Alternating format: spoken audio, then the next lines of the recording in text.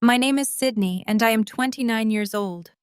I make my living managing disasters for the Chicago elite. As the founder of a top crisis public relations firm, I deal with corporate sabotage, high profile scandals, and devastating betrayals daily. I am paid incredibly well to see through the lies people tell before they even open their mouths. So when my secure penthouse buzzer rang relentlessly at 2 in the morning, piercing the quiet sanctuary of my home, I did not expect a ghost from my painful past to be standing in the rain-soaked hallway. It was my estranged older sister, Caroline. She was 32, though tonight she looked like a desperate, terrified child shivering in tattered clothes and sobbing uncontrollably while rain dripped from her matted hair onto the marble floor. The security cameras in my building are state-of-the-art. I saw her clearly on the digital monitor mounted on my wall. Her designer coat was intentionally ripped at the bottom hem. Her makeup was perfectly smudged to mimic absolute despair. I knew this elaborate performance intimately. I pressed the intercom button and instructed front desk security to send her away immediately. But the night concierge apologized profusely, explaining she had slipped past the main gate by closely following another resident into the private elevator. Now she was standing right outside my heavy oak front door. I opened it just a single inch, keeping the heavy steel security chain firmly engaged. I did not offer her a warm towel. I did not step aside to let the comforting warmth of my apartment reach her freezing body. I simply stood there, my expression completely blank, and watched her put on the performance of a lifetime. She pleaded for sanctuary, claiming she was being hunted by dangerous people who wanted to hurt her, crying that she had absolutely nowhere else to turn.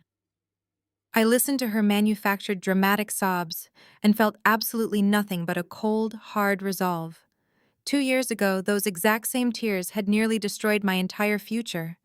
Back then, I had just secured a highly coveted full-ride scholarship to an Ivy League master program. It was the proud culmination of years of relentless studying, late nights, and extreme personal sacrifice. The very day I received my official acceptance letter, Caroline miraculously collapsed during a family dinner. She produced complex medical records, declaring she had a terminal illness with only months to live. My parents, who had always blindly worshipped the ground she walked on, immediately demanded I decline my scholarship to stay home and be her full-time caretaker.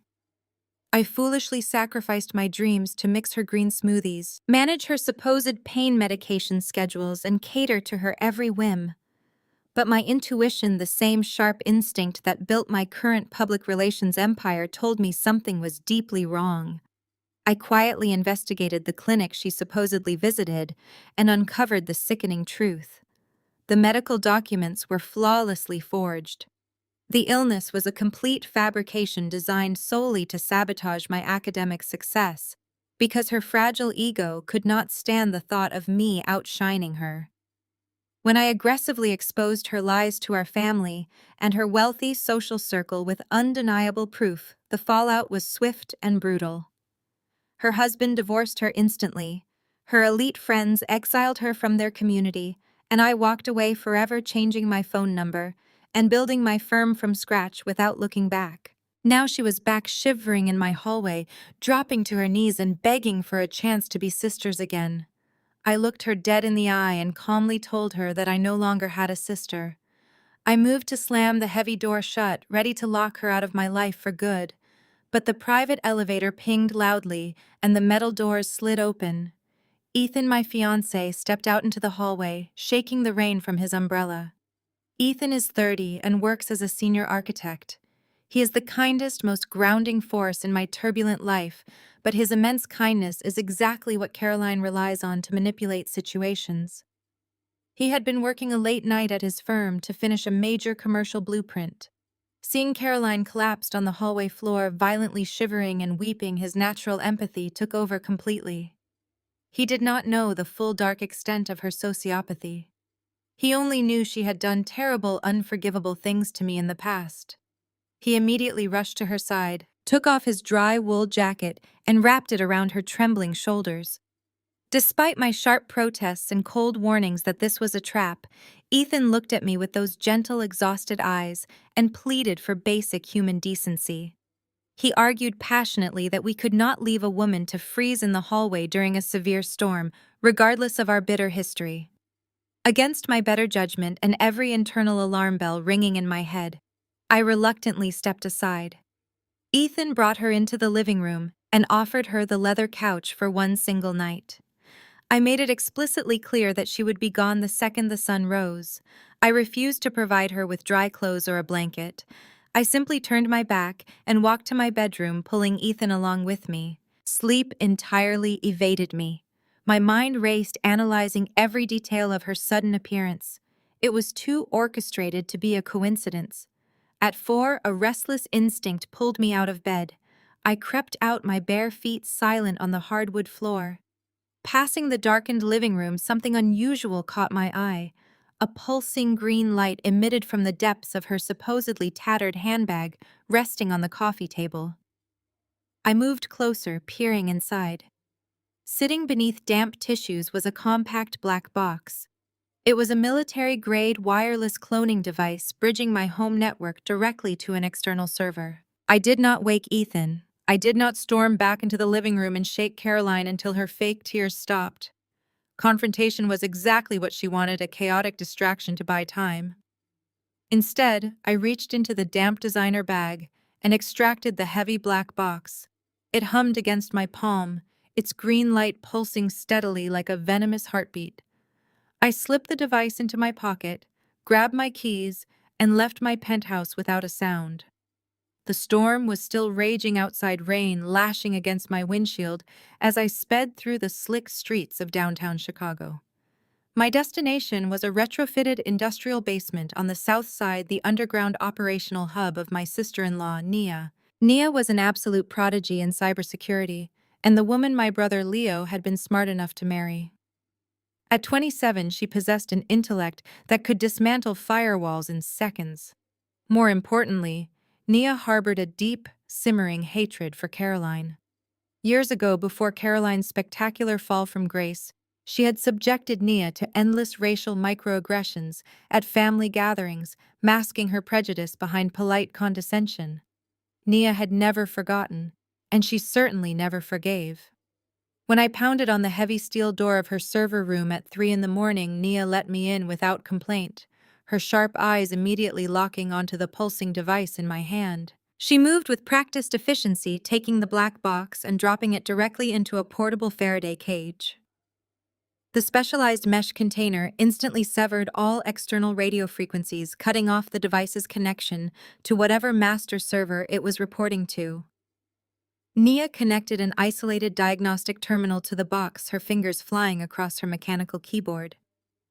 The neon glow of multiple monitors illuminated her focused expression as lines of encrypted code spilled across the main screen. Within minutes, she dissected the machine's true purpose. It was not merely sitting on my local network to scrape personal passwords. It was a digital battering ram, systematically attempting to brute force a backdoor through the enterprise-grade firewalls of my public relations firm. Caroline had not come to my home seeking shelter. She had orchestrated an elaborate physical Trojan horse strategy, using Ethan's predictable empathy to gain proximity to my secured administrative credentials. As Naya worked relentlessly to reverse engineer the outgoing signal, a violent vibration against my thigh shattered my concentration. My personal phone was erupting with emergency notifications. It was only 3:30 in the morning, yet my primary inbox was flooding with urgent red-flagged messages from my executive team. The crisis was already unfolding. 3 of my most lucrative corporate clients were simultaneously threatening to terminate their multi-million-dollar retainer contracts, effective immediately. The urgent emails contained horrifying attachments. Someone had weaponized my firm's internal servers, mass distributing fabricated, highly insulting internal memos directly to the board members of those 3 specific corporations. The leaked documents were flawlessly engineered to mimic my writing style, containing deeply damaging assessments of the client's leadership teams. And every single malicious email had been digitally signed and routed from my personal network address, leaving a trail leading straight to my penthouse. The realization hit me with the force of a physical blow. Caroline's plan was a two-pronged attack. The device in the Faraday cage was meant to harvest the deepest layers of my firm's client data, while the initial breach had already framed me for corporate sabotage. She wanted to obliterate my credibility in the one industry where reputation was absolute currency. I watched the client cancellation notices multiply on my screen, my entire empire teetering on the edge of complete annihilation. My breathing grew shallow, but the familiar icy calm of crisis management quickly overrode my panic. I instructed Nia to ignore the damage already done and focus entirely on tracking the puppet master pulling the strings. Nia isolated the remote server that had been receiving the cloned data.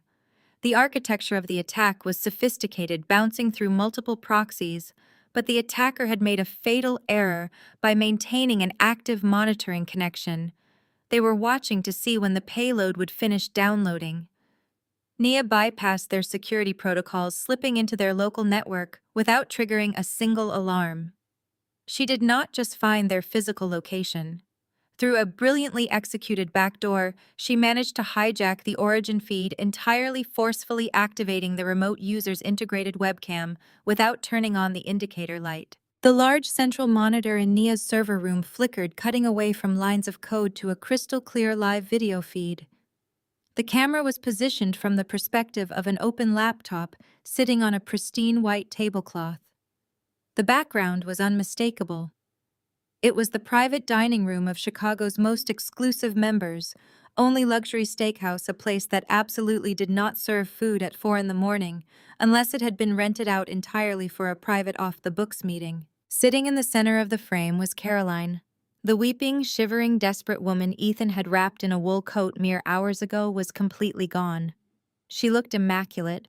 Her hair was perfectly styled, her makeup flawless, wearing a pristine designer dress without a single tear. She was laughing, holding a crystal flute filled with expensive champagne. Sitting across the table from her, sharing in the victorious celebration, were our parents Mitchell and Brenda. They were toasting to my absolute destruction. The camera captured the exact moment Brenda reached into her designer handbag, her face twisted into a proud, triumphant smirk. She pulled out a thick legal dossier and slid it across the white tablecloth directly into Caroline's waiting hands. Emblazoned on the front of that thick folder, stamped in bold, unmistakable lettering, was the proprietary corporate logo of my crisis management firm. The image of my family toasting to my downfall burned into my retinas as the sun began to rise over the Chicago skyline. I left Nia in her basement command center to continue tracking the digital footprint of the breached emails. I had a much more immediate physical disaster to confront. The dossier my mother had slid across that white tablecloth was not just a prop for their cruel celebration, it was a weapon. I drove straight from the south side to the financial district downtown, pulling my car into the VIP parking garage of my corporate bank just as their heavy glass doors unlocked for the morning. I bypassed the main teller lines entirely and walked straight to the executive suites. My firm routed millions of dollars through this institution annually. I expected the usual warm greeting, the offered espresso, the deferential nod. Instead, the branch manager, a man who typically bent over backward to accommodate my schedule, looked physically ill when I stepped into his office. He stood up abruptly, his face pale, and closed the blinds to the glass walls surrounding us. He did not offer me a seat. He simply looked at me with a mixture of profound pity and deep corporate anxiety. I demanded a full status report on all my operational credit lines and payroll accounts, needing to ensure Caroline had not drained my reserves overnight. The manager swallowed hard and explained that he could no longer authorize any transactions on my behalf. My accounts were completely frozen to my access. He nervously reached into his desk drawer and slid a thick, freshly printed legal file across the polished mahogany wood. I stared at the cover page. It was a comprehensive, legally binding notarized power of attorney. The document explicitly and aggressively transferred absolute financial and operational control of my entire crisis management firm directly to my parents Mitchell and Brenda. I picked up the heavy stack of paper, my hands perfectly steady. despite the absolute chaos erupting in my chest. I flipped to the justification clause, the legal reasoning required to forcibly strip a founding chief executive of their own assets. The bold text practically screamed at me from the page. It stated that I was currently undergoing a severe psychiatric breakdown. It claimed I was a danger to myself and my employees, completely detached from reality and incapable of managing my own affairs. The sheer audacity of the lie struck me with suffocating force. It was the exact same venomous narrative Caroline had weaponized 2 years ago. Back then, she had faked a terminal illness and convinced my parents I was having a mental health crisis just to force me to stay home and abandon my Ivy League scholarship. They had merely recycled their favorite tactic, dressing it up in sophisticated legal jargon to steal my livelihood. I flipped to the final page of the document, searching for the validation. There, sitting starkly on the signature line, was my name. It was not a sloppy, rushed fake. It was a flawless, masterful forgery of my exact signature. Every loop, every sharp angle, every pressure point of the pen matched my handwriting perfectly. The realization clicked into place with terrifying clarity. The thick dossier my mother had proudly handed to Caroline at the luxury steakhouse last night was a collection of my forged signature specimens. They had spent months carefully practicing and replicating my legal signature, preparing for this exact moment to strike. The branch manager watched me read, shifting his weight uncomfortably. He explained that the document had been hand-delivered at opening by my parents' regular corporate attorney. Because the paperwork contained legitimate notary seals and flawlessly matched my signature cards on file, the bank compliance team had legally processed the transfer of power immediately. He told me his hands were completely tied until a judge ruled otherwise. My parents were now the sole authorized signatories on every single dollar I had bled to earn. I did not scream. I did not throw the fraudulent papers back in his face. I knew exactly how crisis management worked. Any display of excessive emotion right now would only serve as ammunition to validate their fabricated claim that I was mentally unstable. I calmly thanked the manager, took out my phone, and walked out of the executive suite with my head held high. The second the heavy bank doors closed behind me, I dialed my private wealth lawyer on his emergency line. The morning air was crisp and biting against my skin as I paced the concrete plaza outside the bank. My lawyer picked up on the second ring. I bypassed all pleasantries and ordered him to file an immediate aggressive emergency injunction to freeze every single asset connected to my name and my firm. I explained the fraudulent power of attorney, the forged signatures, and the fabricated psychiatric claims.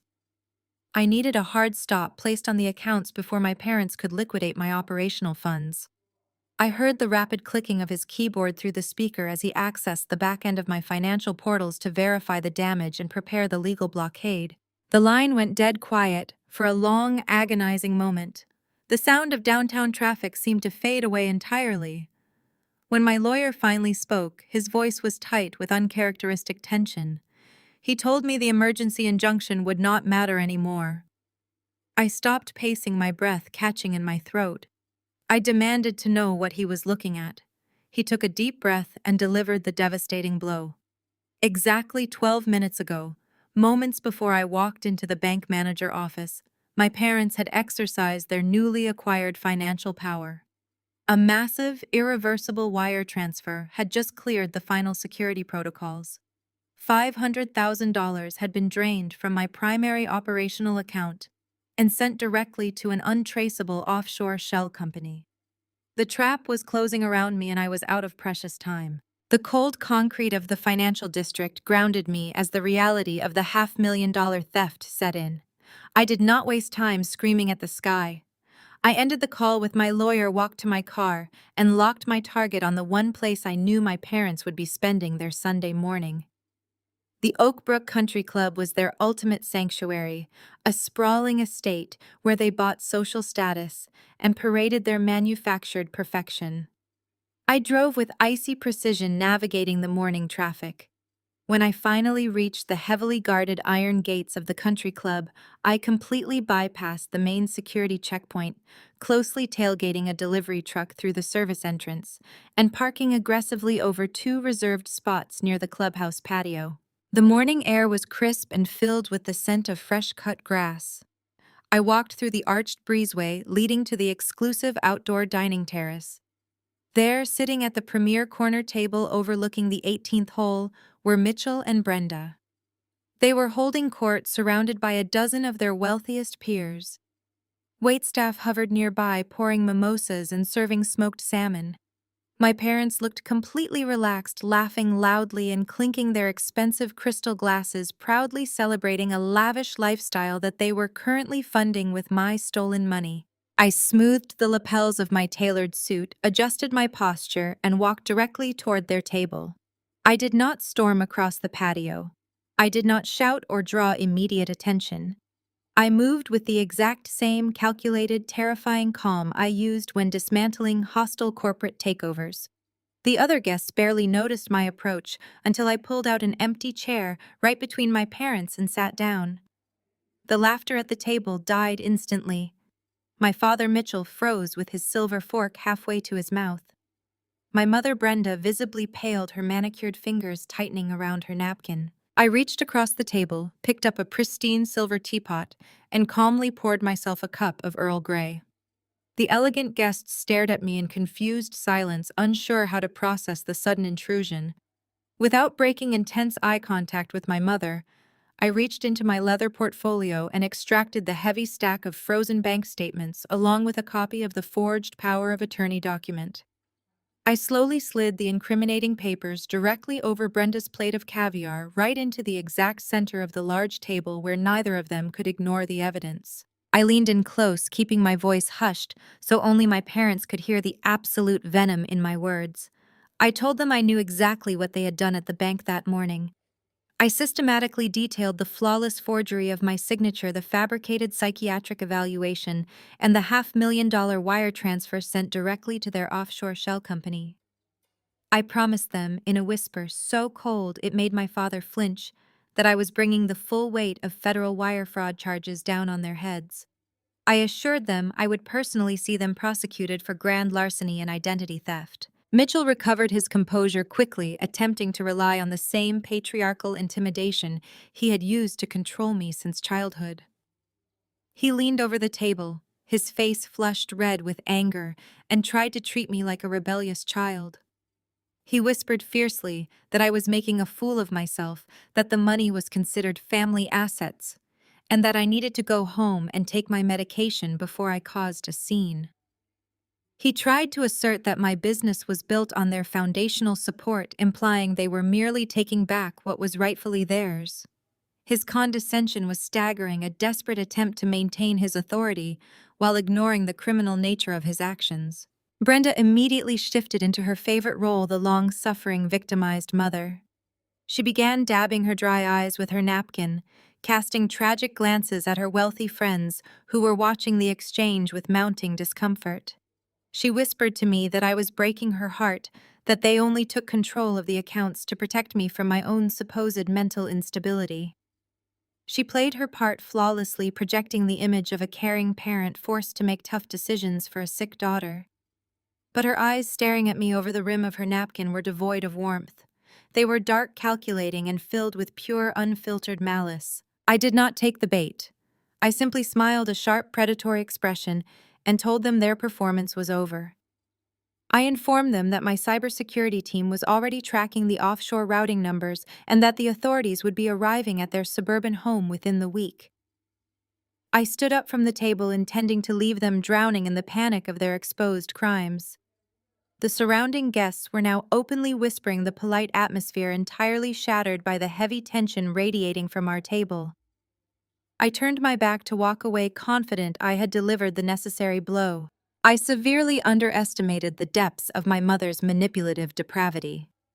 Just as I took my first step away from the table, Brenda suddenly shot up from her chair. She reached out and violently knocked her own porcelain teacup off the table. It crashed onto the stone patio, sending hot liquid and jagged shards flying across the ground. She then grabbed her heavy breakfast plate and hurled it onto the floor, the loud shattering noise echoing across the terrace. Every single person turned to look. Brenda collapsed back into her chair, clutching her chest and screaming for security at the top of her lungs. She dramatically pointed a trembling finger directly at me, wailing to the horrified crowd of influential guests that her severely mentally unstable daughter had just physically assaulted her. She shrieked that I was violently out of control and actively trying to extort their hard-earned retirement funds today. The chaotic screams of my mother echoing across the country club patio were designed to guarantee my immediate arrest. Security guards were sprinting across the manicured lawn, their radios crackling with urgency as they converged on our table. I did not panic or flee. I stood my ground, waiting for the club general manager to push his way through the gathering crowd of horrified socialites. When he reached me, demanding an explanation for the shattered porcelain and my mother's hysterical tears, I calmly raised my left wrist. I tapped the screen of my smartwatch, ending the continuous audio recording I had secretly initiated the second I stepped out of my car. I played the crystal-clear audio file at maximum volume directly to the manager. The recording flawlessly captured my hushed, steady voice, outlining their financial crimes, followed by the undeniable sound of my mother deliberately knocking her own teacup to the ground before starting her fabricated wailing. The manager listened in stunned silence. His aggressive posture deflated into profound embarrassment. He signaled his security team to stand down, offering a stammered apology while giving my parents a look of absolute disgust. I walked out of the country club without a single hand being laid on me, but the damage was taking root. Even with the security team backing away, the wealthy patrons had witnessed the spectacle. Within an hour, malicious whispers were tearing through Chicago's elite circles, mutating the truth into a sensational rumor that the founder of the city's top crisis management firm was having a dangerous psychiatric breakdown. The timing of this fabricated scandal was catastrophic. In less than 8 hours, I was scheduled to host a multi-million-dollar charity gala at a 5-star hotel for my most important corporate client. My firm's entire reputation rested on executing this high-profile event flawlessly. When I arrived at the grand ballroom that afternoon, the atmosphere was thick with sheer panic. My coordinators were running frantically between the vendor stations, attempting to manage a rapidly cascading series of technological disasters.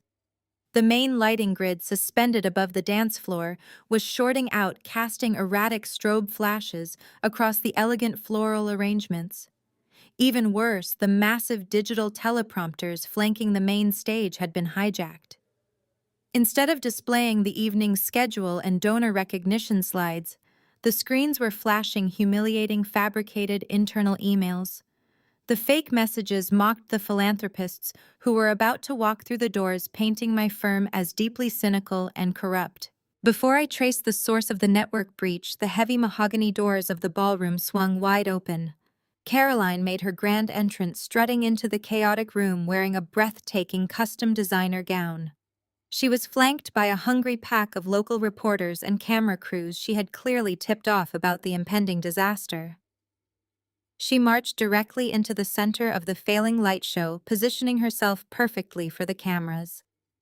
In a loud, projecting voice designed entirely for the press, she announced her intentions to step in and save her struggling sister's ruined event. She painted herself as the benevolent sibling, swooping in to rescue the gala from my supposed mental incompetence.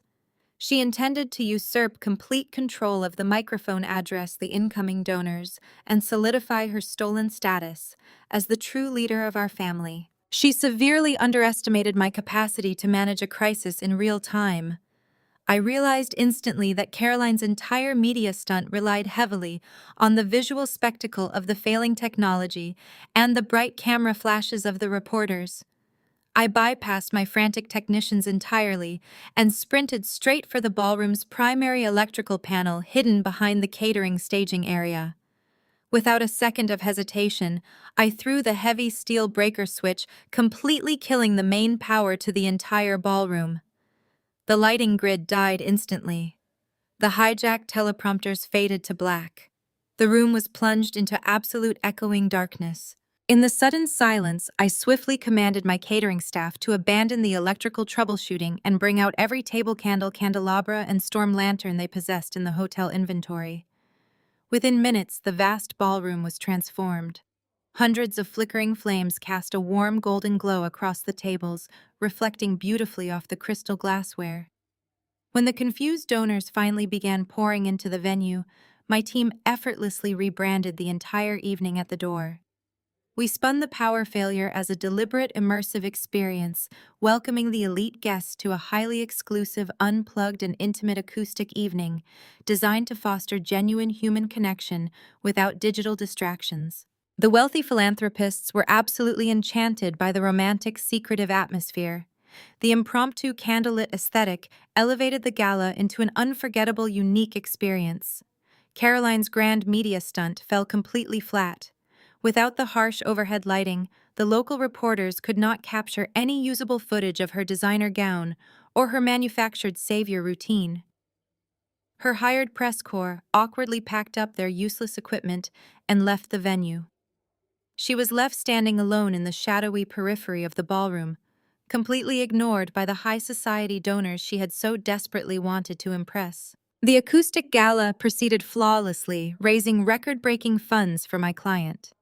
I stood near the velvet-draped service corridors at the back of the room, letting out a long breath of relief as the final performance concluded to thunderous applause. I turned down the quiet hallway, eager to find Ethan so we could regroup and assess the financial damage my parents had inflicted earlier that morning. As I reached the heavy service exit doors leading to the loading dock, they burst open with terrifying force. A tactical unit of federal agents swarmed into the narrow hallway, their gear absorbing the dim light. They bypassed me entirely, lunging directly toward Ethan as he stepped out of an adjacent office. Before I could even register the movement, they slammed him violently against the corridor wall and snapped heavy steel handcuffs around his wrists. The harsh click of the heavy steel handcuffs snapping shut echoed down the dim service corridor, slicing through the fading applause from the ballroom. I stood completely frozen as two heavily armed federal agents pinned Ethan against the floral wallpaper. His face contorted in sheer disbelief and confusion, his eyes darting wildly toward me as a third agent stepped forward to rigidly read him his rights. I stepped directly into the chaotic fray, dropping my professional crisis management demeanor, and demanded to know exactly what agency they represented and what my fiancé was being charged with. The lead federal investigator turned to me with a look of absolute stone.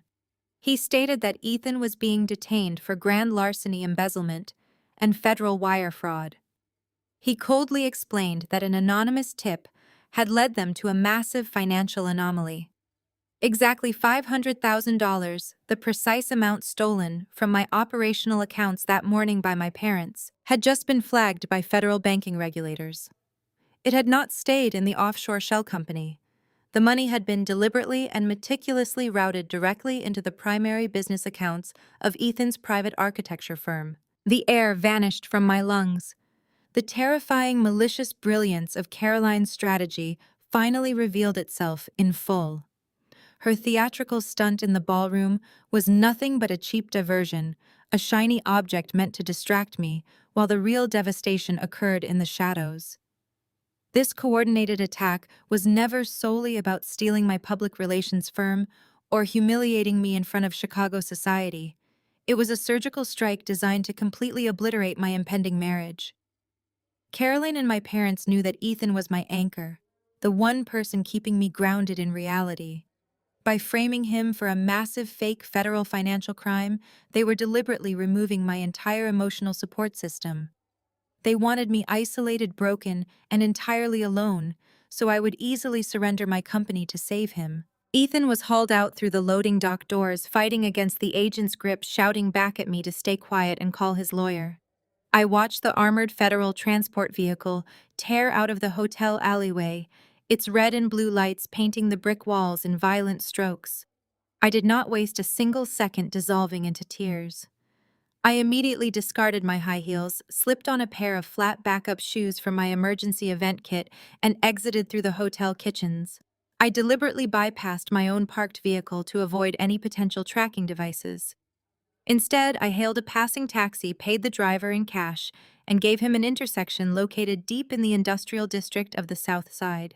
My destination was a secure, off-the-grid apartment maintained by my younger brother Leo and his brilliant wife, Nia. It was a ghost location, a physical safe house completely devoid of smart technology, registered under a dummy corporation to ensure absolute anonymity. When I pounded the specific rhythmic knock on the reinforced steel door, Leo pulled me inside immediately. The apartment was stripped down to the bare essentials, dominated entirely by a massive server rack and an array of high-performance monitors in the center of the living room. Nia was already waiting at her terminal. Her fingers hovered over her mechanical keyboard, her face illuminated by the harsh blue glow of her command screens. I quickly outlined the catastrophic developments of the past hour. I told her about the $500,000 sitting in Ethan's architecture accounts. I needed her to tear into the offshore shell company's routing numbers and find the digital fingerprints Caroline must have left behind when she orchestrated the transfer. Nia did not offer empty words of comfort. She simply nodded, cracked her knuckles, and launched a relentless cyber assault against the foreign banking servers. For 3 agonizing hours, the safe house was completely silent, except for the frantic clacking of keys and the hum of the cooling fans. Leo paced the length of the apartment, handing me black coffee that I could not bring myself to drink. I stood behind Nia, watching the incomprehensible streams of encrypted data cascade down her dual monitors. She was bypassing standard security protocols, utilizing a brute force method she had specifically designed to crack institutional firewalls. Caroline had hidden the financial transaction behind layers of proxy servers located in countries without extradition treaties, attempting to create a completely impenetrable digital maze. But Caroline fundamentally misunderstood the opponent she was dealing with.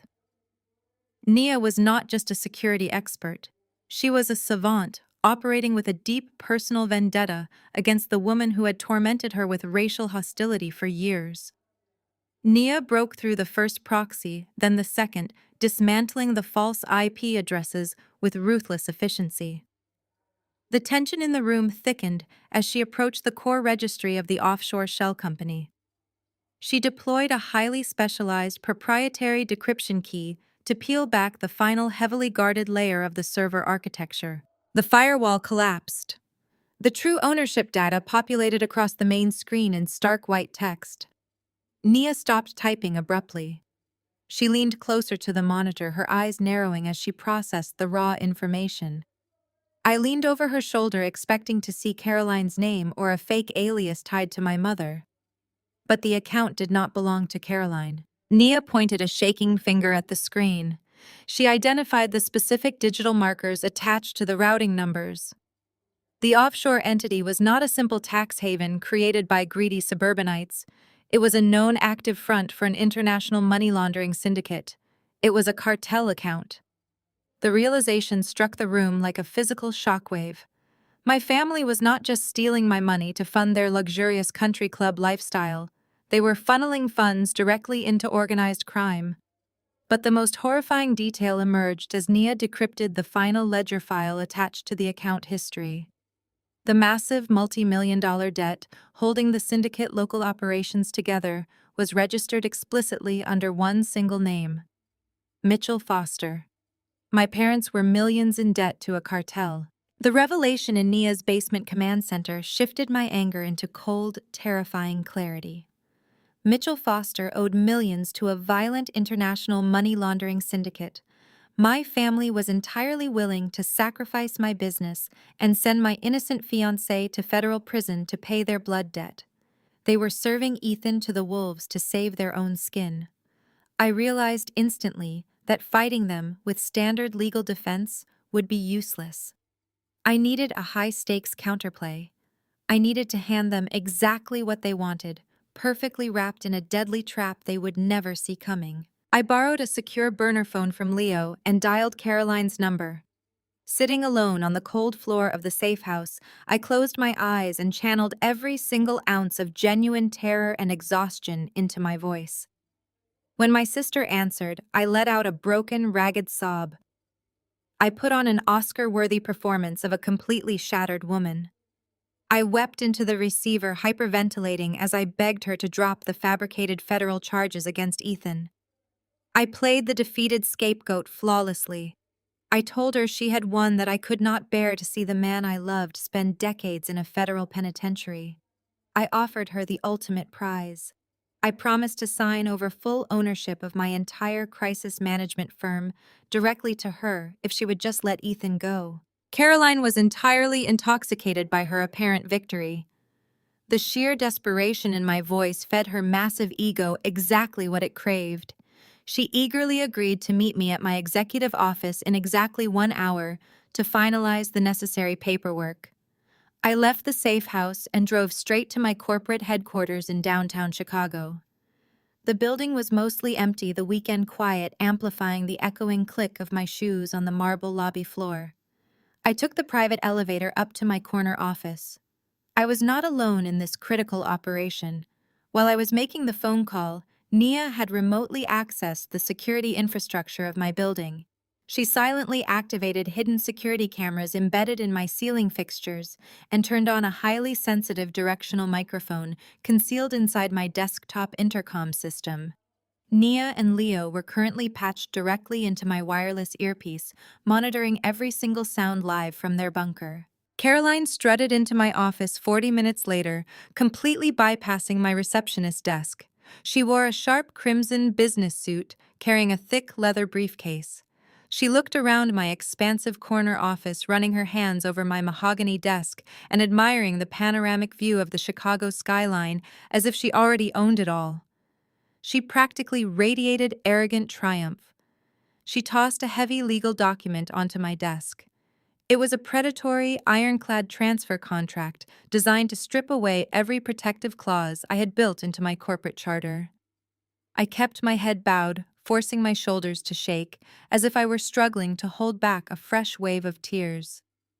I softly asked her how she could possibly do this to us, pleading with her to explain why she and our parents had chosen to destroy Ethan. That simple, pathetic question was all it took. Caroline could never resist an audience, especially when she felt she held absolute power. Pacing the length of my office, she gleefully delivered the exact monologue I needed. She bragged about the entire operation in sickening, vivid detail. She explicitly confirmed that Mitchell and Brenda had orchestrated the forged power of attorney to bypass bank security. She laughed as she described exactly how she had personally routed the stolen $500,000 through the cartel proxy servers and planted the funds directly into Ethan's business accounts to trigger the devastating federal wire fraud alerts. She confidently laid out every single piece of their entire criminal conspiracy, completely unaware that her voice was being recorded with crystal clear precision and transmitted directly to a secure server across the city. She leaned over my desk, her face inches from mine, and sneered that I was always too weak to survive in the real world. She ordered me to stop crying and sign the paper so she could finally take her rightful place at the top of the family hierarchy. I picked up the sleek silver fountain pen resting beside the contract. My hands trembled violently, a final flourish to my performance. I slowly signed my full legal name on the bottom line of the transfer agreement, signing away my empire to the woman who had ruined my life. Caroline snatched the document off the desk the exact second my pen lifted from the page. She did not offer a single word of comfort regarding Ethan. She admired the signature, offered a mocking smile, and told me to clear my belongings out by Monday morning. She turned on her heel and marched triumphantly out of my office, eager to deliver the final prize to our parents and their ruthless cartel masters. I remained perfectly still, keeping my head bowed as I listened to the click of her heels retreating down the hallway. I waited until I heard the distinct chime of the private elevator arriving and the heavy metal doors sliding shut. The moment the elevator descended, my posture transformed. My shoulders straightened. The trembling in my hands vanished instantly. I raised my head, dropping the pathetic, tearful facade entirely.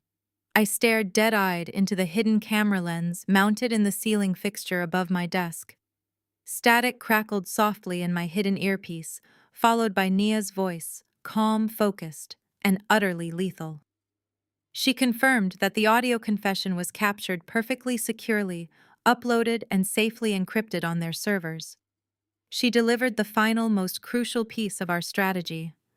She confirmed the specialized tracking ink inside the fountain pen I used to sign the contract was now fully active. The confirmation of the active tracking ink hung in the air, a silent victory echoing through my hidden earpiece.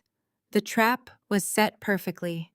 But before I could even exhale, the sterile quiet of my executive office was shattered by a piercing, high-pitched proximity alarm screaming through the audio feed. Leo was shouting. His voice strained and frantic, completely devoid of his usual calm demeanor. He rapidly explained that Mitchell had panicked. Realizing Nia might be digging into his offshore accounts, my father had tipped off his ruthless cartel handlers. Those criminals did not waste time with legal injunctions.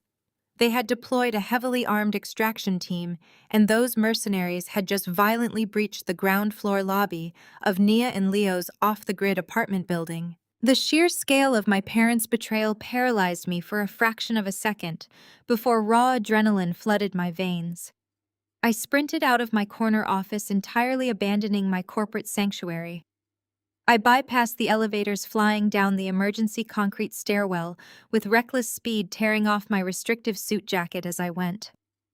I burst into the executive parking garage, threw myself behind the wheel of my heavy utility vehicle, and slammed the accelerator to the floor. The tires shrieked against the polished concrete as I tore out into the chaotic afternoon traffic of downtown Chicago.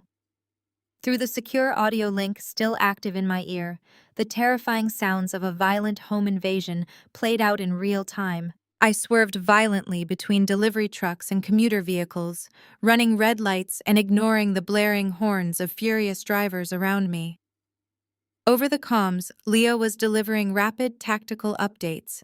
He was actively monitoring the compromised security cameras installed throughout their building. He tracked the movement of 4 heavily armed men, methodically clearing the lower floors and ascending the main stairwells with terrifying speed.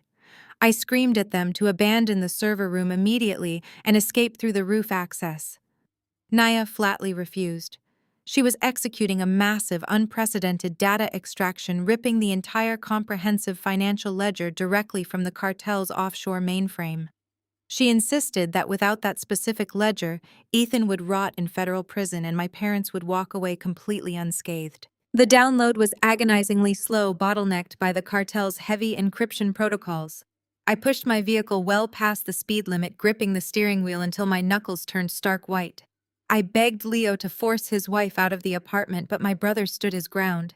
He possessed a fierce, unyielding loyalty to the woman he loved and the family we were trying to save. He dragged a massive solid oak bookcase across the floor, jamming it brutally against the reinforced steel door of their server room.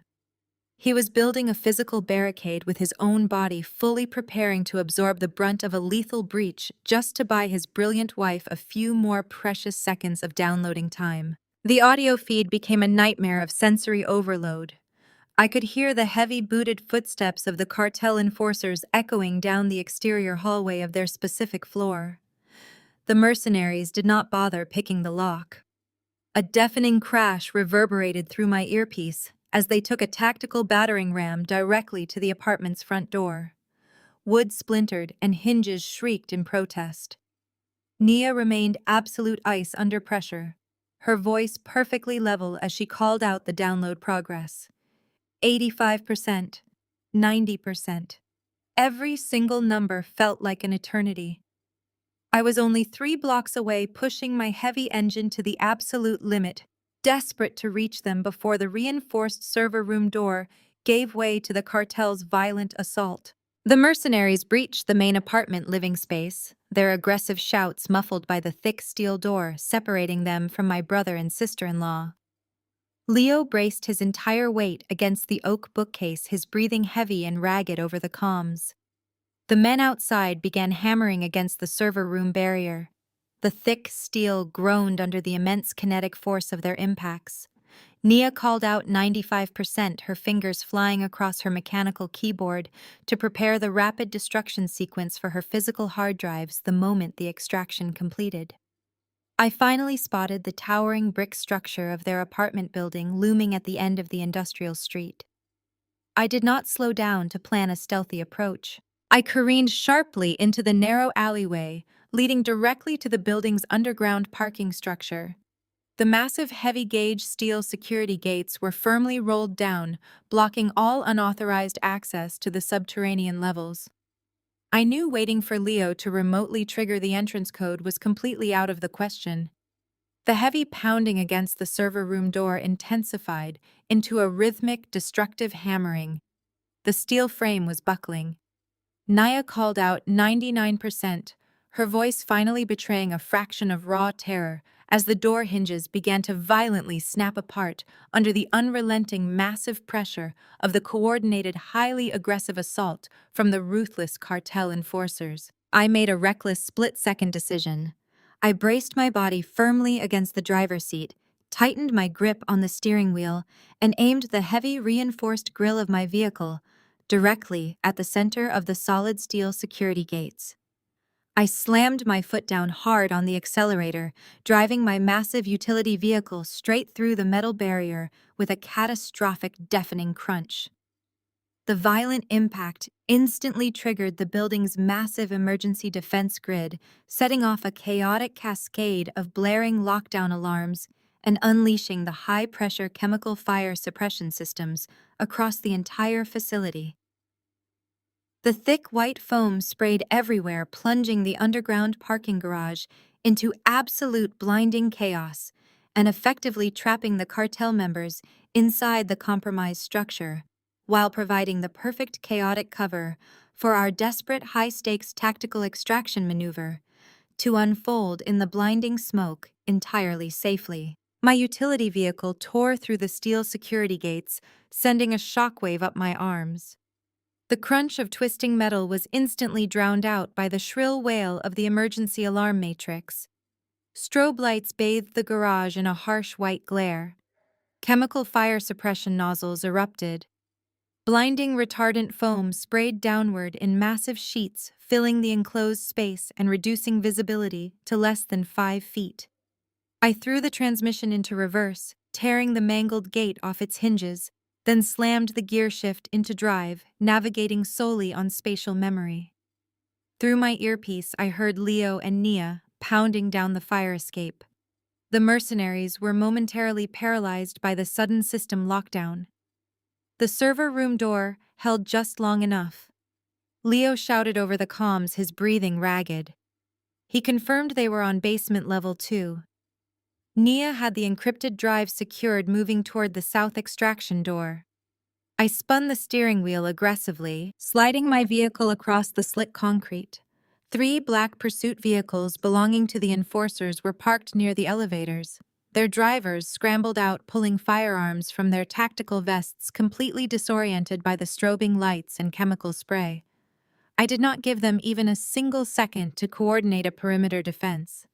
I aimed the grille of my vehicle directly at the lead pursuit car and floored the accelerator. The violent collision shattered the quiet hum of the garage, crumpling metal, echoing sharply off the concrete pillars. Using the sheer weight of my vehicle as a battering ram, I shoved the first car sideways into the second, pinning the drivers between their crushed doors. The third vehicle attempted to block my path, but I reversed sharply and slammed the rear of my car into its front axle, disabling its steering column. The mercenaries shouted, firing blind shots into the thick white foam, but they could not see my exact position. I tore around the final pillar and skidded to a violent halt directly in front of the south fire escape exit. The heavy metal door flew open. Leo burst out first, scanning the chaotic foam-filled garage. Nia followed a fraction of a second later. She clutched a hard drive to her chest, her laptop bag slung over her shoulder. I screamed over the alarms, throwing the passenger doors open and ordering them inside. Leo shoved his wife into the back seat before diving in behind her.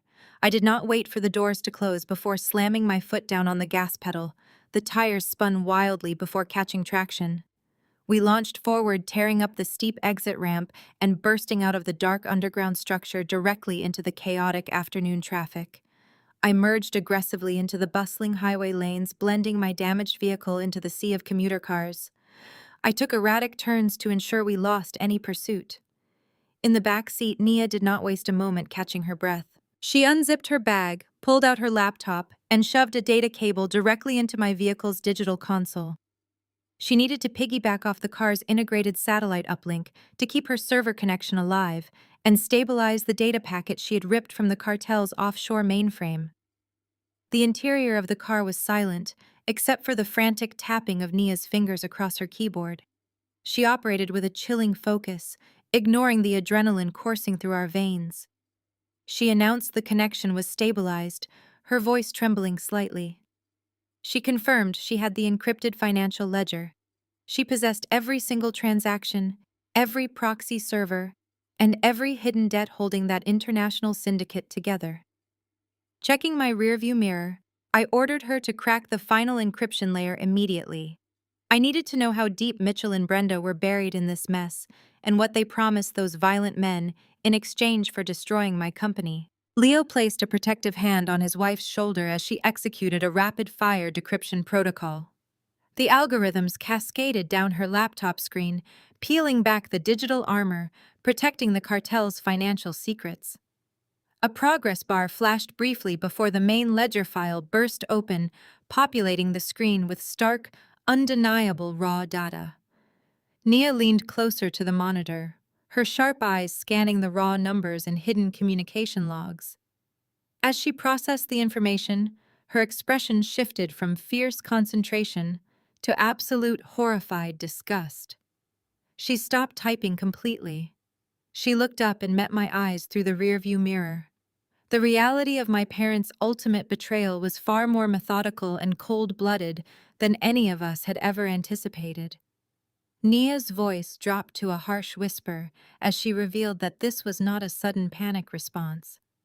Mitchell and Brenda did not just recently decide to sacrifice me to pay off their massive cartel debt. She was looking at a heavily encrypted communication timeline established directly between my father and the syndicate bosses. They drafted the preliminary asset transfer agreements precisely 24 months ago.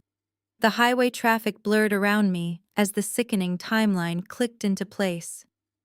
2 years ago, the exact time Caroline had faked her terminal illness to ruin my academic future.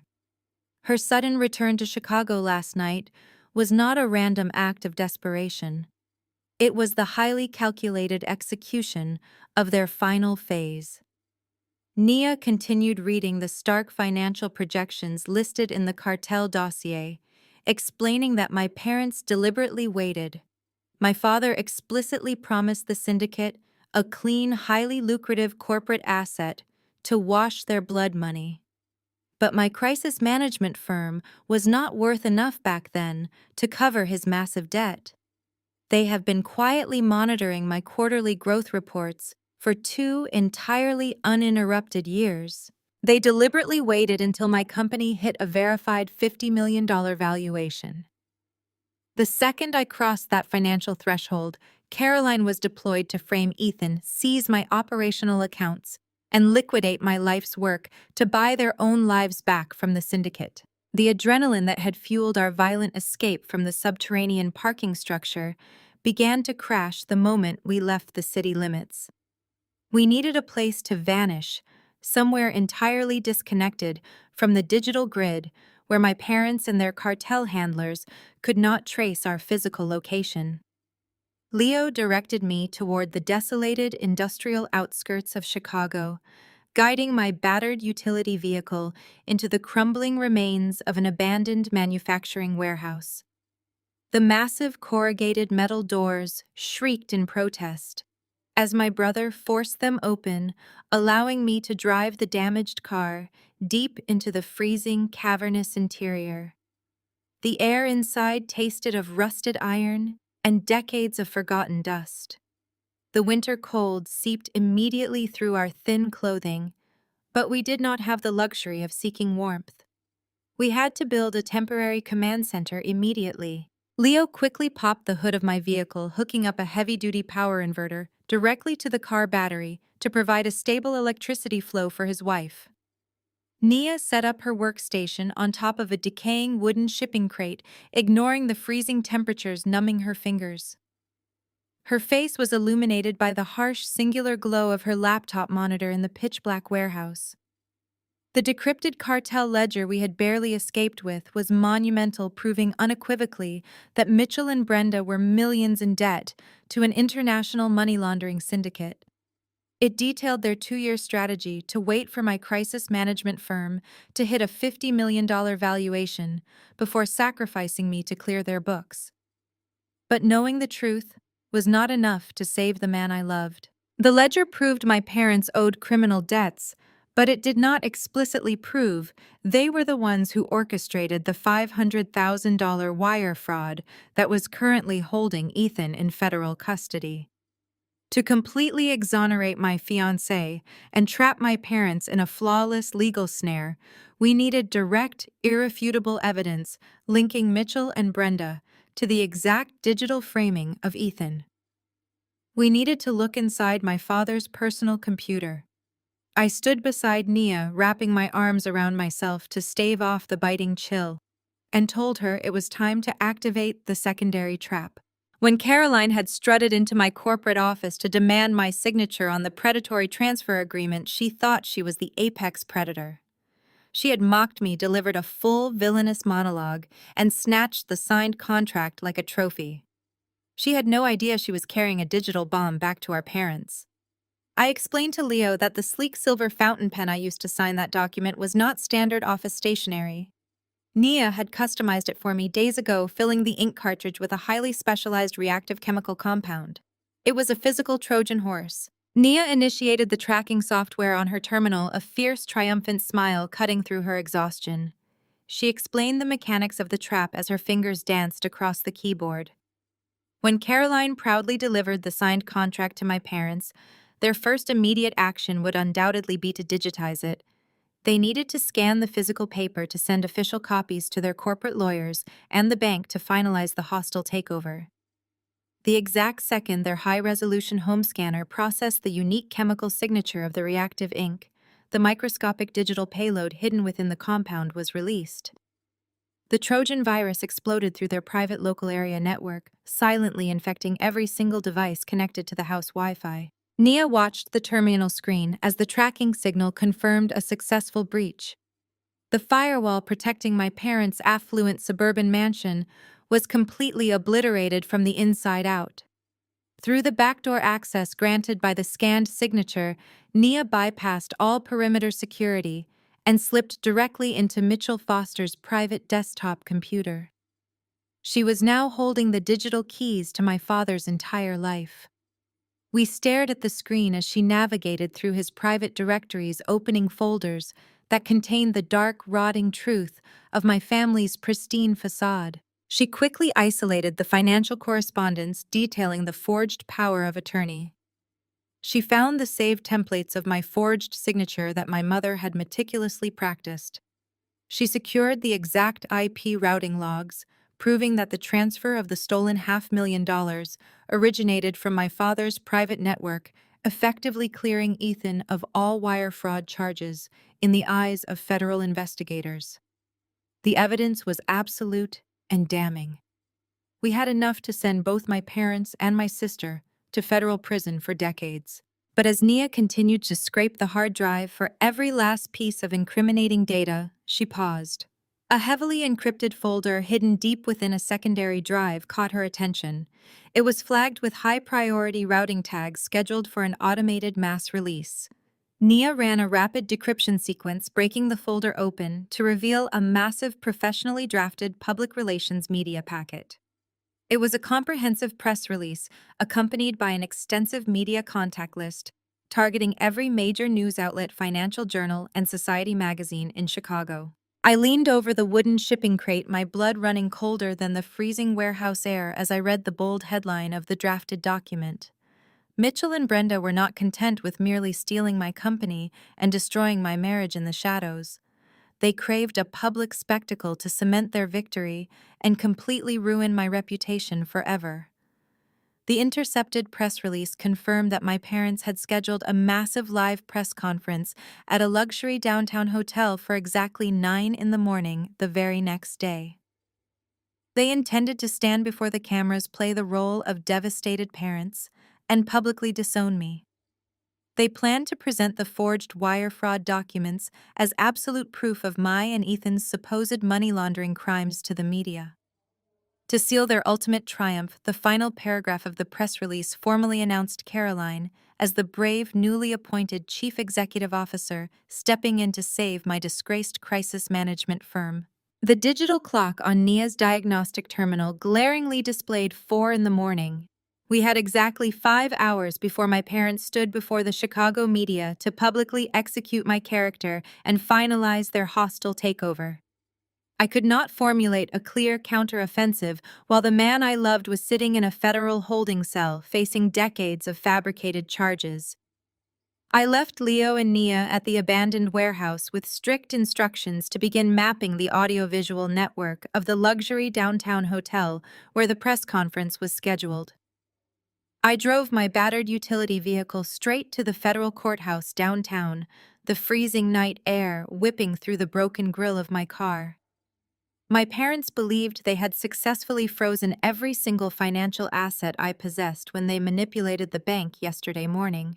They were entirely unaware of a heavily guarded secondary trust I had established years ago under a strictly confidential corporate alias. I had built that hidden account specifically as a failsafe against catastrophic, unforeseen litigation. The bail set for Ethan was intentionally exorbitant, designed by the prosecuting agents to keep a perceived flight risk grounded until arraignment. But my hidden financial reserves were more than sufficient to cover the massive penalty. I bypassed the standard bonding agencies entirely and wired the massive sum directly to the federal courts, forcefully cutting through the bureaucratic red tape to demand his immediate unconditional release before the sunrise. Waiting in the sterile fluorescent-lit lobby of the Federal Detention Center was a uniquely agonizing experience. Every single minute ticking closer to the deadline felt like a physical weight pressing against my chest, threatening to crush my resolve. Finally, the heavy steel security doors rolled open with a loud mechanical clank. Ethan stepped out into the cold holding area.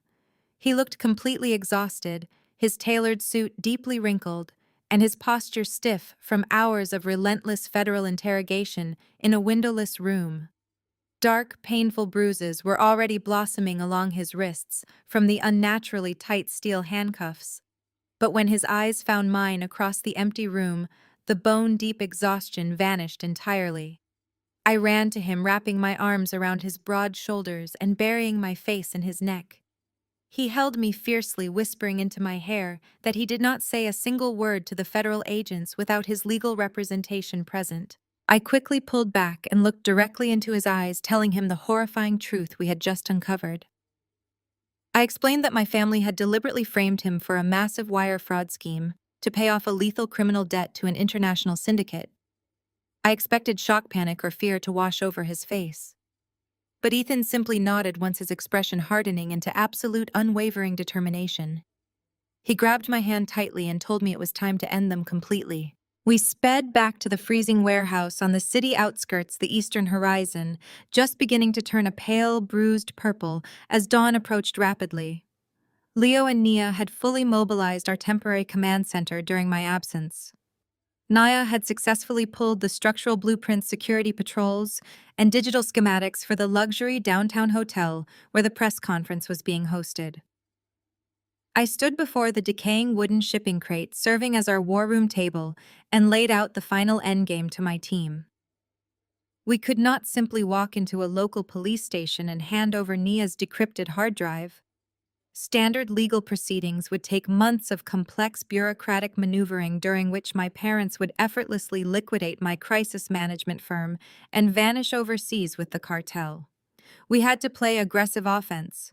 We had to hijack their own meticulously planned media spectacle in real time, turning their ultimate weapon against them. We needed to transform their grand, arrogant victory lap into a highly public, inescapable digital execution. Nia confirmed she could tap directly into the hotel's main teleprompter and projection systems remotely from our mobile unit, allowing us to seize absolute control of the narrative the exact moment Caroline stepped up to the podium to claim her stolen throne. As we finalized the specific tactical assignments for the morning operation, Nia suddenly let out a sharp, terrified gasp. Her fingers flew frantically across her mechanical keyboard, cross-referencing the VIP press list my father had submitted to the hotel security team with the encrypted communication logs she had ripped from the offshore mainframe. She turned her glowing monitor toward us, her face entirely drained of color. The cartel was not waiting patiently in the shadows for their money to be wired. Mitchell had specifically invited the highest-ranking syndicate bosses to attend the live press conference under the pristine, legitimate guise of anonymous private corporate investors. They were going to be physically sitting in the very front row of the ballroom, waiting to oversee the official public handover of my crisis management company before legally collecting their blood debt. The reality of the situation crashed down upon us with suffocating gravity. If I successfully hijacked the press conference and stopped the corporate transfer, the cartel would instantly realize they had been exposed and defrauded by my father. They would execute my parents and my sister without a single second of hesitation. But if I did nothing, the transfer would complete. The violent criminals would walk away with my entire empire, and Ethan would be definitively sentenced to decades in a maximum security federal prison for financial crimes he never committed. I stared at the glowing guest list on the monitor, feeling the absolute weight of their lives resting in my hands. I looked at the names of my parents and my sister people who repeatedly tried to destroy me. Then I turned to look closely at the dark, painful bruises circling Ethan's wrists. I felt absolutely no internal conflict, no lingering familial loyalty, and absolutely no mercy for the people who had betrayed me. I coldly chose Ethan. My name is Sydney, and the digital dashboard clock of our mobile command center flipped to 8 in the morning. We were parked in a discreet loading zone, across from the gilded entrance of the Waldorf Astoria. The sleek black surveillance van secured by Leo through a heavily encrypted short-term lease sat perfectly camouflaged among the morning delivery trucks supplying the luxury hotel.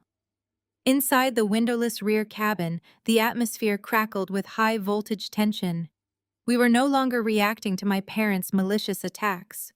We were staging an aggressive, highly coordinated offensive strike. I watched Ethan sitting in the passenger seat, his bruised wrists concealed beneath a fresh dress shirt. He was typing on a sterile burner phone, executing the first phase of our final operation. Using the specialized federal contacts he had cultivated during his time managing high-security government architecture contracts, he was anonymously dropping highly classified breadcrumbs directly to the local field office of the FBI. He leaked specific license plate numbers, known cartel aliases, and the exact VIP seating arrangements my father had submitted to the hotel event coordinators. He was deliberately drawing a federal net around the building, ensuring the authorities would be positioned perfectly when we pulled the trigger. In the cramped space behind him, my younger brother Leo maintained absolute focus over a complex array of communication hardware. He was routing our internal radio frequencies through bouncing proxy servers to ensure the cartel surveillance teams could not intercept our localized chatter. His wife Nia sat at the primary workstation in the center of the van. She was completely immersed in the digital architecture of the Waldorf Astoria. The hotel possessed state-of-the-art audiovisual technology for their press ballrooms, a sophisticated network designed to prevent outside interference. Nia dismantled their firewalls with breathtaking speed. Her fingers moved across her mechanical keyboard in a relentless rhythm, injecting malicious overriding scripts directly into the hotel main servers. She systematically hijacked the primary projector feeds, seized absolute administrative control over the digital teleprompters, and locked out the local soundboard engineers from their own audio mixing consoles. She isolated the ballroom camera feeds, pulling up a crystal-clear multi-angle view of the massive press conference taking shape inside. The room was already packed with prominent journalists, financial analysts, and hungry local reporters eager for a sensational corporate scandal. I turned away from the glowing monitors and stepped into the small partitioned rear section of the van. It was time to prepare for the execution phase. I stripped off the casual clothing I had worn during our chaotic escape from the underground parking garage. In its place, I pulled on a custom-tailored charcoal gray designer suit I had retrieved from my hidden personal storage unit earlier that morning. The fabric was immaculate, the cut sharp and ruthlessly professional. As I buttoned the tailored jacket and adjusted the collar, I felt a profound psychological shift take root deep within my chest. Every thread of this suit felt like forged armor. I looked at my reflection in the dark-tinted glass of the rear window. I searched my own eyes for any lingering trace of the desperate daughter who spent her entire life begging for scraps of parental affection.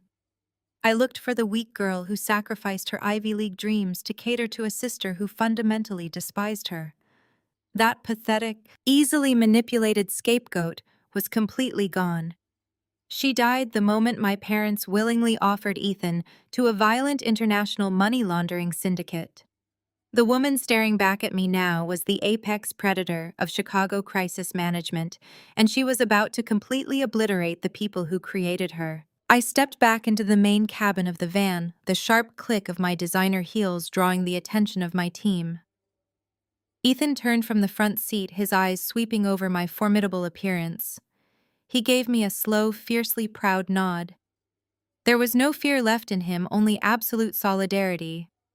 Nia tapped her monitor, drawing my focus to the live video feed broadcasting from the grand ballroom. The designated starting time had arrived. The heavy mahogany doors near the main stage swung open. The room erupted into a frenzy of flashing cameras and shouted questions as my family made their grand entrance. Mitchell and Brenda walked out first, wearing matching expressions of manufactured parental grief. They took their places on either side of the podium, casting tragic glances toward the cameras. Then Caroline stepped into the spotlight. She wore a modest, demure black dress, a stark contrast to her usual ostentatious wardrobe, perfectly selected to project the image of a reluctant mourning sister, forced to take the reins of a disgraced company. She approached the central podium, her head bowed just enough to catch the optimal lighting. She reached up and dramatically wiped away a single fabricated tear from her cheek. The press corps leaned in, captivated by the expertly crafted performance. Caroline reached out with a trembling hand and tapped the microphone twice, the sharp, thumping sound echoing clearly through the ballroom speakers and directly into our surveillance van. She was taking her breath, preparing to launch into the venomous speech that would brand me a federal criminal and seal her stolen corporate throne. I did not wait to hear her opening lie. I took a wireless earpiece from Leo, securing it firmly in my right ear to maintain a continuous encrypted channel with Nia. I picked up a digital tablet from the workstation, its screen directly synced to the hijacked audiovisual network inside the hotel. I looked at Ethan, Leo, and Nia one final time, feeling the unbreakable loyalty of my chosen family. I reached out, grabbed the heavy metal handle of the rear door, and pushed it wide open. The freezing morning air hit my face as I stepped out of the dark surveillance van and onto the Chicago pavement, ready to destroy the House of Foster. My name is Sydney, and I stepped out of the surveillance van onto the sunlit Chicago pavement, the crisp morning air filling my lungs. The gilded facade of the Waldorf Astoria loomed before me, a monument to the city's wealth and the stage for my family's deception. I adjusted the lapels of my charcoal suit, feeling the weight of the digital tablet in my hand. In my right ear, a secure micro receiver crackled to life, delivering tactical updates from my sister-in-law. She confirmed our infiltration of the hotel network remained undetected and absolute. The trap was primed. I walked toward the entrance with deliberate strides, leaving the shadows behind. Inside the press ballroom, the atmosphere was thick with anticipation. The vast space was packed shoulder to shoulder with prominent financial journalists, investigative reporters, and local news crews. Camera flashes illuminated the room like a localized lightning storm. Standing at the mahogany podium was Caroline, bathed in the harsh glare of the media spotlight she had desperately craved. She was delivering a masterful, sickeningly sweet monologue, playing the role of the devastated sibling to perfection. She spoke with a trembling voice, articulating how heartbroken our family was by my supposed descent into federal crimes and money laundering. She manufactured tears flawlessly, dabbing her eyes with a tissue, while describing the agonizing burden she was bravely accepting. She painted a fraudulent picture of stepping up to salvage my disgraced crisis management firm to protect clients and preserve our family legacy. The reporters diligently recorded every word of her tragic performance, captivated by the dramatic narrative of a golden child rising from the ashes of her sister's failure. When Caroline humbly stepped back, our father Mitchell took her place at the podium. He projected the image of a stoic, grieving patriarch forced to make impossible decisions. He somberly announced the legal transition of my company, outlining the formal steps they were taking to stabilize business assets. To solidify his claims, he gestured toward the massive projector screen suspended behind the stage. The display illuminated with highly detailed images of the forged power of attorney documents and the fake offshore wire transfers they had orchestrated to frame my fiancé. Mitchell spoke with practiced authority, assuring the media that the swift transfer of corporate leadership to Caroline was an unavoidable necessity to stop my alleged criminal bleeding. He was in the middle of detailing my supposed psychiatric instability when I reached the heavy brass handles of the main ballroom entrance. I did not slip into the room quietly. I pushed the massive double doors wide open with enough force to send a resounding thunderous crack echoing through the cavernous hall. The sudden interruption severed Mitchell's speech instantly. The entire ballroom went dead silent for a fraction of a second before a collective gasp rippled through the crowd of journalists. I walked straight down the center aisle, my posture rigid, and my gaze locked entirely on the terrified faces of my parents. The sharp rhythmic clicking of my designer heels struck the polished marble floor like a countdown clock echoing loudly against the high vaulted ceiling. The dense crowd of reporters, camera operators, and financial analysts parted before me, scrambling to clear a path while pivoting their lenses to capture my sudden, shocking arrival. Mitchell's manufactured stoicism evaporated instantly. His face drained of all color, transforming into a mask of sheer, unadulterated panic. He gripped the edges of the wooden podium so tightly, his knuckles turned stark white. Realizing the devastating threat my physical presence posed to his carefully constructed media spectacle, he frantically gestured to the hotel security personnel lining the perimeter of the room. He aggressively ordered the guards to remove me from the premises, immediately shouting into the podium microphones that I was an unauthorized, dangerous intruder having an active mental breakdown. Two large security guards stepped into the center aisle to block my path, their hands raised to detain me. I did not slow my pace or show a single ounce of intimidation. Instead, I calmly raised a sleek black wireless microphone I had carried in from the surveillance van. My sister-in-law had already cloned its frequency, syncing it flawlessly to the hotel's master public address system and overriding the volume controls on the main stage. My voice boomed through the massive overhead speakers, carrying a cold, terrifying authority that paralyzed the approaching security guards in their tracks. I did not shout. I addressed my father directly, utilizing a chilling conversational tone that amplified the severity of my words. I demanded that Mitchell clarify to the gathered press corps exactly which international money laundering syndicate he owed his life to. I asked him to explain precisely how much cartel debt he was attempting to erase by sacrificing his own daughter and handing over my corporate empire to ruthless criminals sitting in the very front row. The absolute precision of my accusation sent a shockwave of stunned murmurs rippling through the dense crowd of reporters. The camera flashes intensified blindingly bright as the journalists realized the corporate transition story had just evolved into a massive criminal conspiracy. Caroline completely snapped. Abandoning her demure, heartbroken facade entirely, she lunged toward the center of the stage, her face twisted in an ugly mask of raw, unfiltered rage. She attempted to shout me down, shrieking into her dead microphone that I was completely insane, delusional, and desperately making up psychotic lies to cover my own federal crimes. I stopped walking, standing perfectly still in the exact center of the parted crowd. I looked up at my sister's frantic, unraveling performance and offered her a cold, predatory smile. The cameras were still flashing wildly, capturing the precise moment her carefully constructed world shattered into a million pieces. Without breaking eye contact with Caroline, I raised my cloned microphone one last time and calmly and clearly announced to the silent room that it was finally time to show everyone the real family portfolio. I stood in the center aisle, the absolute silence of the ballroom wrapping around me like a physical force. The hundreds of journalists and financial reporters held their collective breath, their cameras momentarily lowered as my promise of the real family portfolio hung in the air. On the grand stage, Caroline stared at me with pure venom, her perfectly applied makeup unable to mask the sudden tremor in her jaw. Mitchell and Brenda flanked her, their previous masks of manufactured parental grief completely replaced by raw, unadulterated terror. They knew exactly what I was capable of, but they had severely underestimated the depth of my preparation.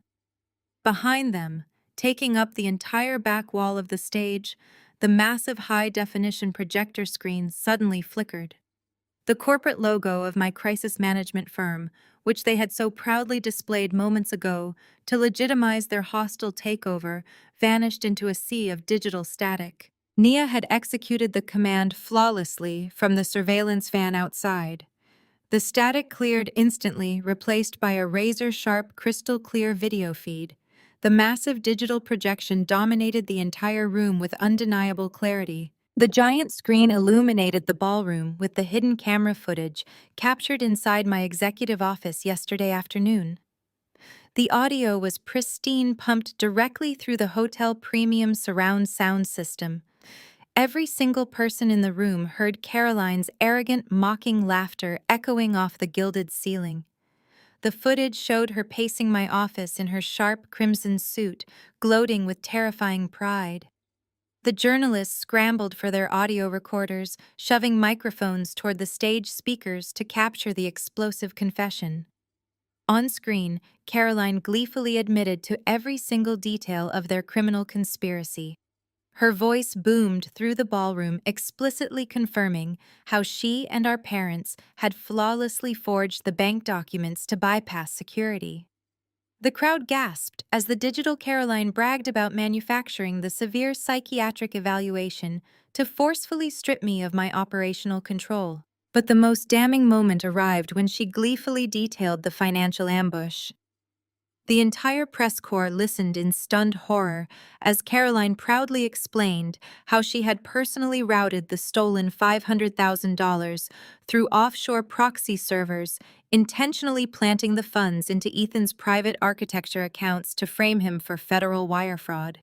The sheer magnitude of her malicious actions left the seasoned reporters completely speechless and appalled. The polished, demure sister standing at the podium evaporated. The real Caroline, the vicious manipulator stripped of her golden child armor, was currently broadcasting 20 feet tall for the entire world to witness. The color completely drained from her face, leaving her looking like a hollow, terrified ghost. She whipped around, staring up at her own gigantic image on the screen, her chest heaving with panic. She scrambled desperately toward the audiovisual cart positioned at the edge of the stage. She began frantically tearing at the heavy black cables, yanking power cords from their sockets in a blind frenzy to kill the projector. But her frantic destruction was entirely useless. Nia had anticipated this exact reaction. My sister-in-law had locked out all local manual controls and routed the projection power through an uninterruptible secondary grid.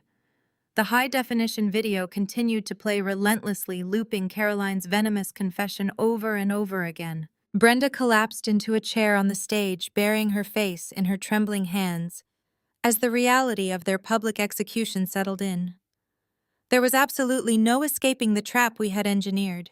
I did not stay in the aisle to watch them squirm. I moved forward, stepping right up to the edge of the stage, where the front row of elite investigative journalists sat. From my leather portfolio, I extracted thick, freshly printed stacks of the cartel offshore ledgers that Nia had ripped from the syndicate mainframe. These were not digital files that could be disputed or erased.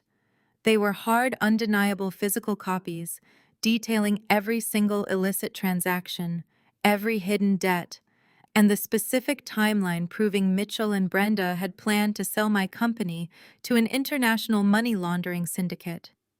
I handed the dossiers directly to the most aggressive financial reporters in the city. A literal feeding frenzy erupted. The reporters tore into the documents, their eyes widening as they recognized the staggering scale of the criminal enterprise my family had orchestrated. Camera flashes blinded the stage as photographers scrambled to capture the exact financial figures printed on the pages I had just distributed. The narrative was completely ripped from my parents' hands. They were no longer the tragic victims of a disturbed daughter. They were exposed as desperate, ruthless criminals. The evidence I provided ensured that their twisted lies would never be believed ever again. Mitchell realized his entire world, his freedom, his wealth, and his life was completely over. The syndicate bosses sitting anonymously in the VIP section were watching his massive betrayal unfold on live television. The crushing weight of his impending doom snapped whatever rational thought he had left. With a guttural, furious roar, my father lunged off the stage, diving directly at me, with his hands outstretched in a blind, violent panic. He intended to tear me apart right there in front of the flashing cameras. I did not even have time to brace myself for the impact. Ethan came seemingly out of nowhere, vaulting over the press table.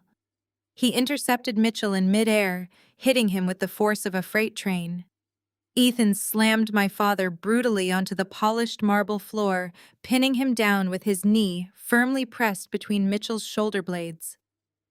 The ballroom erupted into absolute chaos, journalists screaming and scrambling backward from the sudden physical violence.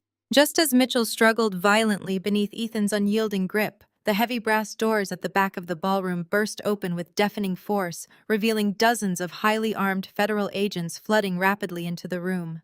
Their tactical weapons were drawn and fully ready to secure the entire perimeter.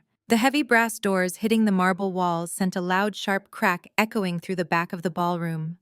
Dozens of highly armed federal agents flooded into the opulent space, their tactical gear a stark contrast to the crystal chandeliers and floral centerpieces. They moved with synchronized precision, fanning out to secure every single exit. The command to get down echoed over the screaming crowd of panicked journalists. My eyes were not on the tactical team swarming the main floor.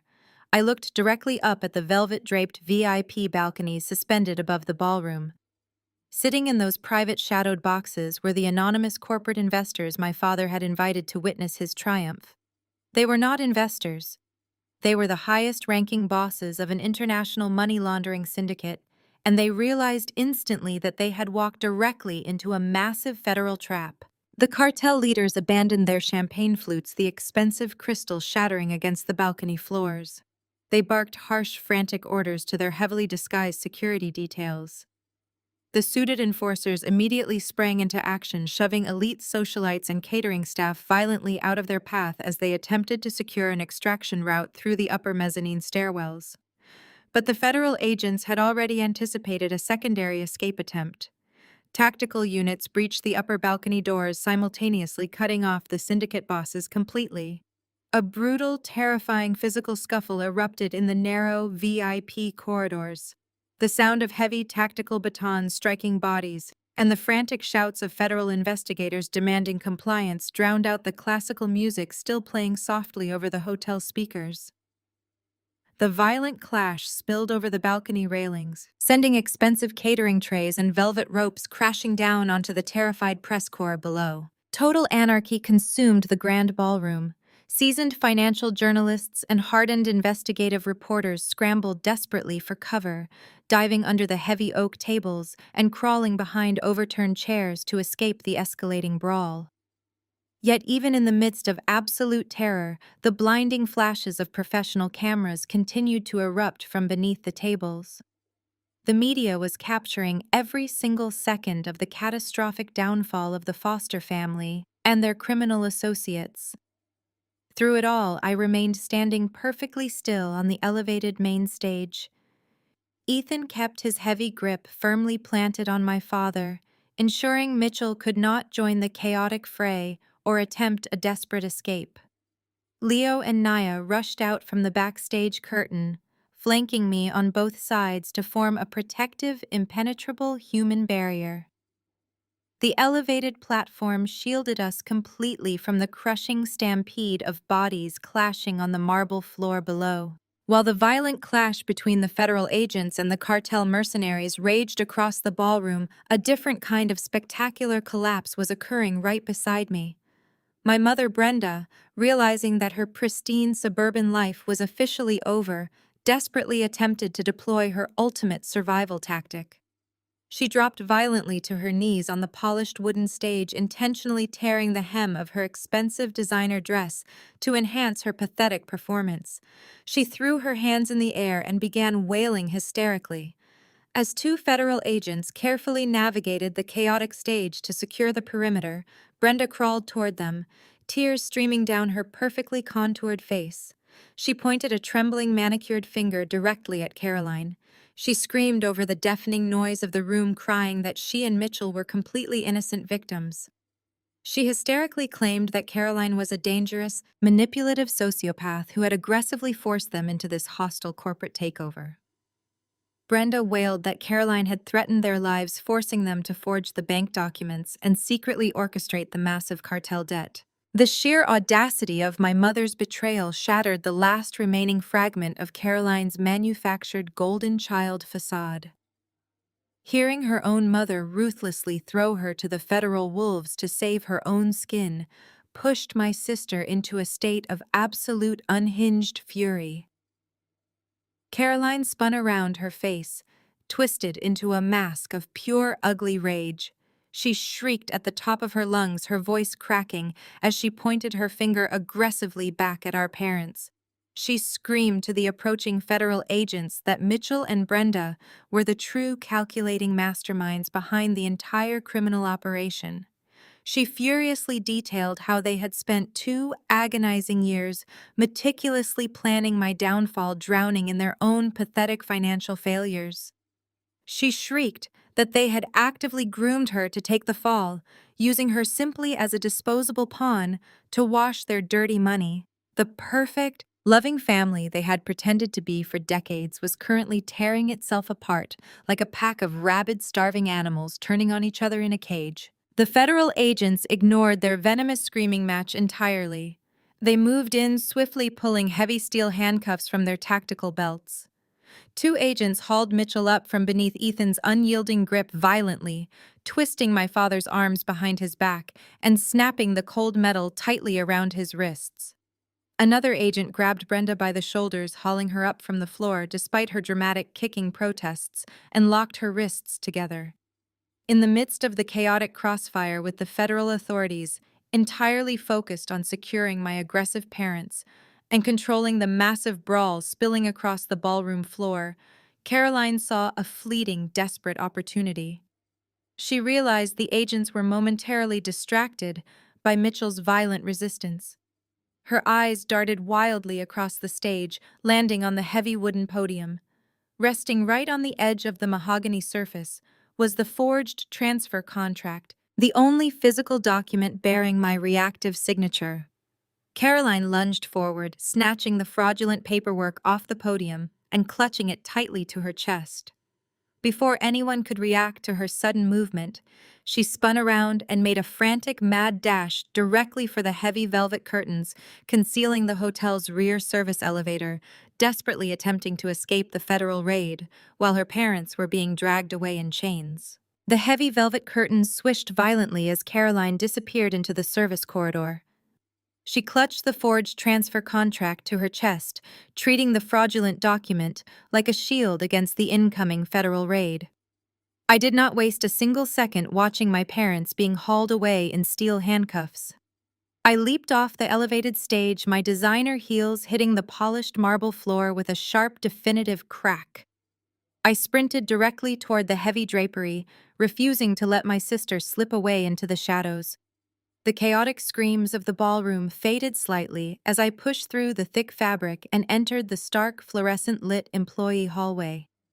Caroline was frantically slamming her palm against the call button for the service elevator, her breathing shallow and ragged. When the digital floor indicator showed the car was still stuck in the lobby, she let out a frustrated shriek, abandoned the elevator bank, and bolted down the long, narrow corridor leading toward the hotel kitchens. I pursued her with absolute unwavering focus. I did not shout her name or demand that she stop running. I simply matched her frantic pace, my footsteps echoing rhythmically against the linoleum flooring. She threw open the heavy metal-plated swinging doors of the primary culinary center, plunging directly into the heart of the bustling hotel kitchen. The massive stainless steel room was a hive of intense activity, completely insulated from the federal raid occurring in the ballroom. Dozens of highly trained chefs, sous chefs, and catering coordinators froze in sheer confusion as a woman in a torn designer gown tore through their meticulously organized workspace. Caroline shoved her way past a towering rack of polished silver serving cloches, her panicked movements creating immediate chaos among the culinary staff. She was operating purely on blind animalistic terror. Looking over her shoulder and seeing me relentlessly closing the distance, Caroline began weaponizing the kitchen environment to slow my pursuit. She grabbed a heavy rolling utility cart loaded with stacked porcelain plates and shoved it violently backward into my path.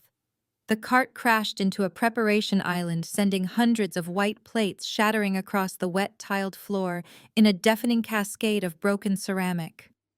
I did not flinch. I calmly sidestepped the wreckage, keeping my eyes locked dead on her retreating figure.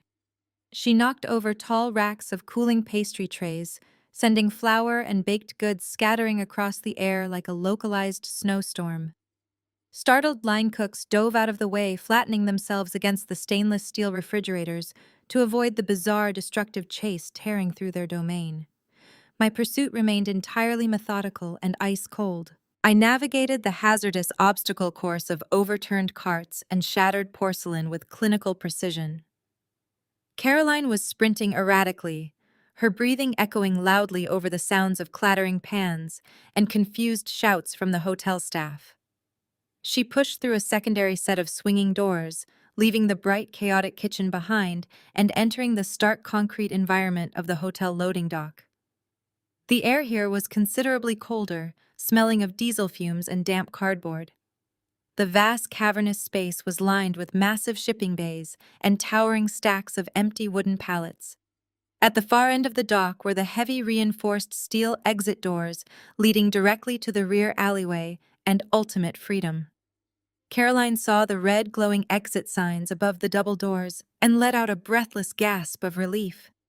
She sprinted across the loading dock floor, her expensive heels slipping slightly on the slick concrete. She threw her entire body weight against the thick metal push bars, expecting the heavy doors to swing wide open into the morning air.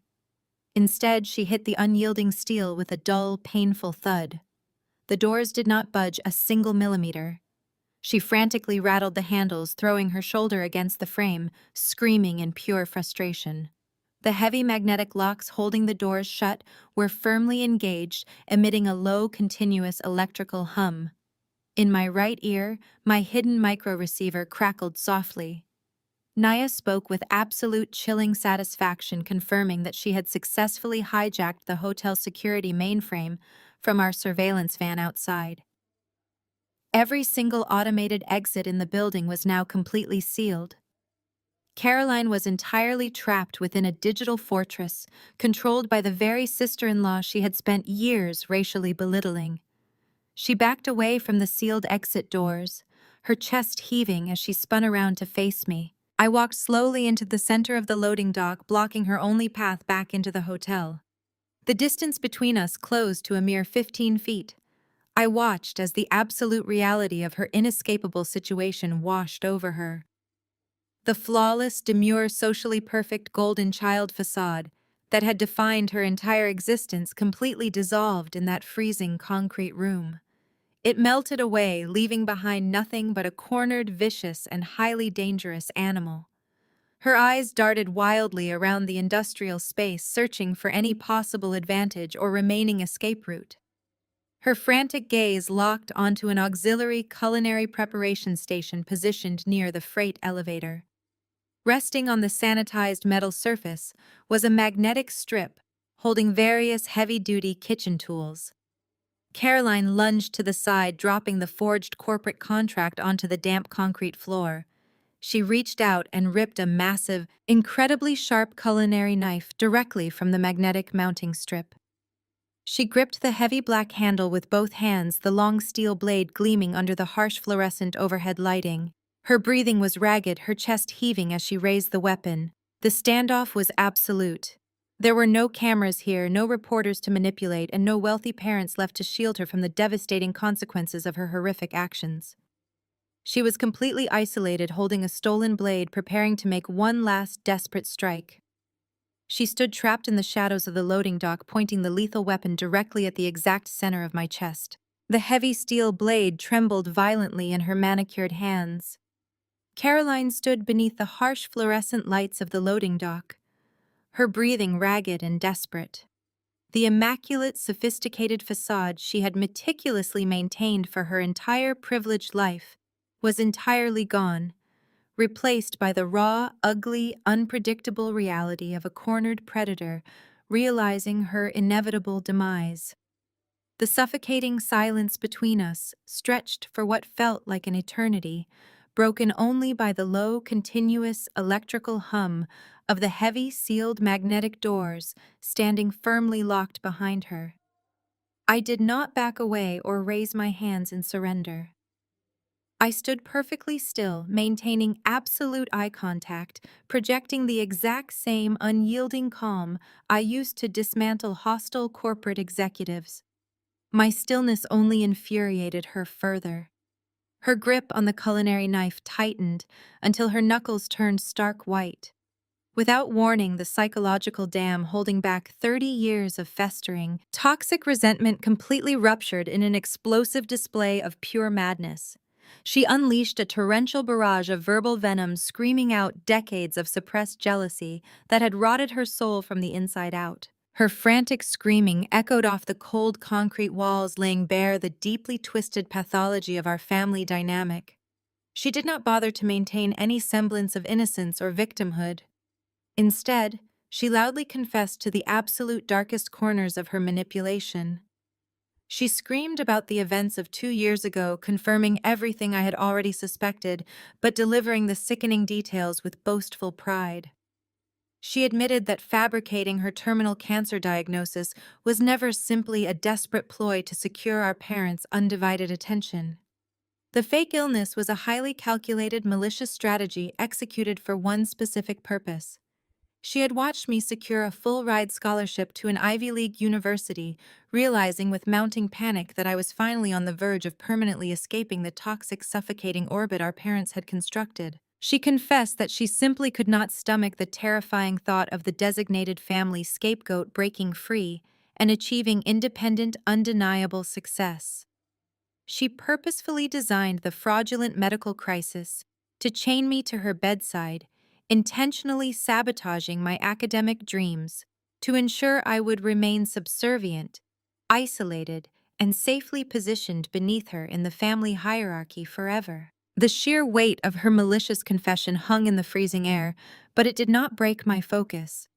I felt absolutely no lingering attachment to the woman standing before me. Stripped of her lies, she was nothing more than a pathetic, dangerous obstacle. Fueled by her own escalating hysteria, Caroline let out a ragged shriek and lunged forward. She swung the heavy culinary knife in a frantic wide arc, aiming directly for my torso. But her desperate attack was entirely uncoordinated, driven purely by blind, undisciplined rage and raw panic rather than any sort of tactical precision or practiced skill. I did not panic or scramble backward. Using my heightened spatial awareness and the icy composure forged in high-stakes crisis environments, I simply pivoted my body sharply to the left. The heavy steel blade sliced through the empty air mere inches from my shoulder. Caroline stumbled forward, her momentum carrying her completely off balance.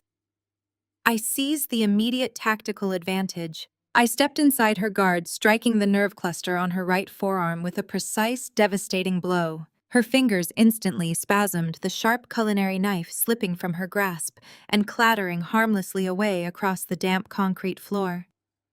Before she could recover or attempt to strike me with her bare hands, I grabbed her by the shoulders of her ruined designer gown. Using her own forward momentum against her, I shoved her violently backward. She slammed hard against the unyielding steel frame of the sealed security doors, the impact driving the air completely out of her lungs. I immediately stepped in close, using my forearm to pin her firmly against the cold metal surface, completely neutralizing any further physical threat. She gasped for breath, her eyes wide with shock and sudden paralyzing fear as she realized she was entirely defeated. I did not strike her in retaliation.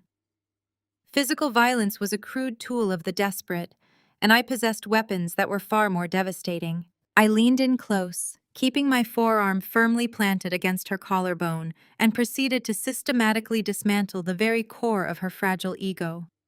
I spoke in a hushed, terrifyingly even tone, ensuring she heard every single word clearly over her own panicked breathing. I informed her that the grand stolen corporate empire she thought she had secured was completely gone. I detailed exactly how my cybersecurity team had already drained the cartel ledger and exposed our parents' entire money laundering operation to the federal authorities. I watched the absolute terror wash over her face as I explained that she was not returning to her luxury penthouse or her country club elites. She was going straight into the brutal depths of a maximum security federal penitentiary for her multitude of financial crimes. Furthermore, I coldly reminded her that the international syndicate she had foolishly helped defraud was notoriously unforgiving. The cartel would know exactly who tried to steal their money, and they would be actively hunting her the second she stepped inside those prison walls. All the manufactured arrogance and golden child entitlement completely drained from her body. She sagged against the metal door, reduced to a hollow, trembling shell of a human being. Suddenly, the low electrical hum of the magnetic locks behind her abruptly ceased. A heavy mechanical clank echoed through the loading dock as my sister-in-law remotely disengaged the building's exterior security architecture. The massive steel doors began to roll open. A flood of blinding red and blue emergency lights pierced the darkness of the dock. The federal strike team, perfectly coordinated by Ethan's extensive contacts, swarmed the loading bay in an overwhelming tactical formation, leveling dozens of laser sights and automatic weapons directly at my older sister. The heavy metal doors rolled up, exposing the gloomy Chicago morning light and a fleet of armored federal vehicles. Dozens of tactical agents flooded the loading bay, their laser sights cutting through the damp air and painting red targets across Caroline's ruined designer dress. She was already disarmed, but the sheer force of the FBI strike team broke her final thread of defiance. Two agents surged forward, shoving me aside to secure their primary target. They grabbed Caroline by her shoulders, spinning her around with ruthless efficiency. They dragged her out of the loading dock and slammed her violently against the cold steel hood of a parked FBI cruiser. The sharp click of heavy handcuffs snapping tightly around her wrists sounded like a definitive gavel strike. The lead agent pushed her head down, reciting her Miranda rights in a monotone voice that offered no sympathy. As the agents yanked her upright and dragged her toward a reinforced transport vehicle, Caroline twisted her neck to look back at me. The arrogant manipulator who had spent her life trying to destroy my spirit was gone. In her place was a terrified prisoner facing decades of federal incarceration. She dug her heels into the wet pavement, fighting the agents just long enough to lock eyes with me. She screamed my name, her voice cracking with raw desperation. She begged me to call my lawyers, to tell the authorities it was a misunderstanding. She pleaded for mercy, using the word sister one last time, as if that title still held protective power. I stood on the edge of the loading dock, feeling the icy morning breeze. I looked at her thrashing against the agents, feeling absolutely no remorse. I looked her dead in the eye and coldly replied that I do not have a sister. I turned my back completely, letting the transport doors slam shut, silencing her frantic screams forever. I walked up the concrete ramp of the loading bay and moved to the main plaza outside the Waldorf Astoria. The scene playing out in front of the luxury hotel was a media circus of unprecedented proportions.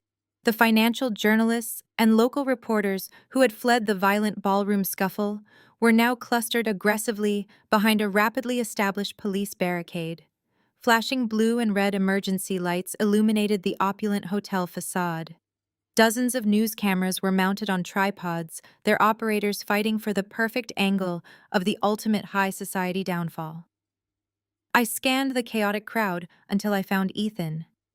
He was standing near a mobile command unit, speaking quietly with his federal contacts.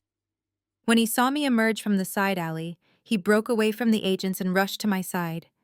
He wrapped his hand firmly around mine, his strong grip anchoring me to the present moment. We stood together on the periphery of the plaza, watching the final act of my parents' public execution unfold in real time. The heavy glass revolving doors of the hotel lobby were pushed open by a squad of federal investigators.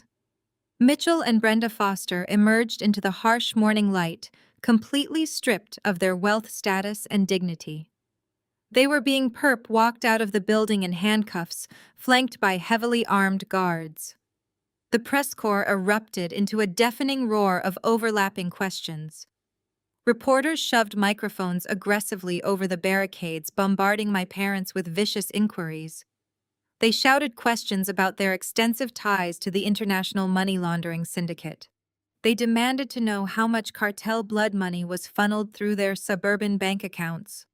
The journalists relentlessly interrogated them about the sickening betrayal of their own daughter. Mitchell kept his head bowed, his face flushed with inescapable humiliation. He refused to look at the cameras, completely broken by the public destruction of the false empire he had spent a lifetime building. Brenda, however, could not accept the reality of her downfall. Her makeup was entirely ruined, her designer dress torn and stained from her pathetic theatrical display on the ballroom stage. As the agents dragged her down the marble steps toward the waiting federal vehicles, her desperate eyes scanned the crowd of reporters and onlookers. Her gaze suddenly locked onto me, standing quietly beside Ethan. She stopped walking, forcing the agents to drag her forward. She cried out to me, her voice shrill and pleading. She looked to me for salvation, begging me to tell the press that this was all a terrible mistake, that she was a loving mother who had been coerced by her husband and her older daughter. She expected the deeply ingrained conditioning of my childhood to kick in, assuming I would instinctively rush to protect her image. I did not move a single muscle. I stood perfectly still, my fingers intertwined tightly with Ethan's. I looked at the woman who eagerly offered me up as a sacrificial lamb to violent criminals, and I offered her absolutely nothing but pure, unyielding silence. The journalists captured the entire exchange on live television. The federal agents finally shoved her forcefully into the back of a cruiser. The flashing lights of the convoy faded down the Chicago street, taking the toxic remnants of my family away for good. I let out a long, shuddering breath, feeling the crushing weight of 30 years of emotional abuse finally lift from my shoulders. Ethan squeezed my hand, a silent promise of the peaceful future we were about to build together. We turned away from the barricades, ready to return to our surveillance van and retrieve Leo and Nia. But before we could take more than a few steps, the lead FBI agent emerged from the hotel lobby. His face was grim, his posture rigid with urgent tension. He walked directly toward us, bypassing the remaining reporters, and held up a secure federal digital tablet. He informed me the apprehended cartel boss offered a plea deal, claiming there is a final offshore account the Fosters set up in my name as failsafe. The lead agent lowered his secure tablet, his expression gravely serious, as the flashing emergency lights illuminated his face. He informed me the apprehended cartel boss offered a plea deal, claiming there is a final offshore account the Fosters set up in my name as a failsafe. The sheer malice of my parents' ultimate contingency plan hit me like a physical blow. Mitchell and Brenda had not just planned to steal my company and frame my fiancé, they had intentionally engineered a hidden digital vault filled with illicit funds explicitly registered under my identity. It was a dead man switch designed to guarantee that if they ever went down for their crimes, I would be dragged directly into federal prison right alongside them. I did not panic.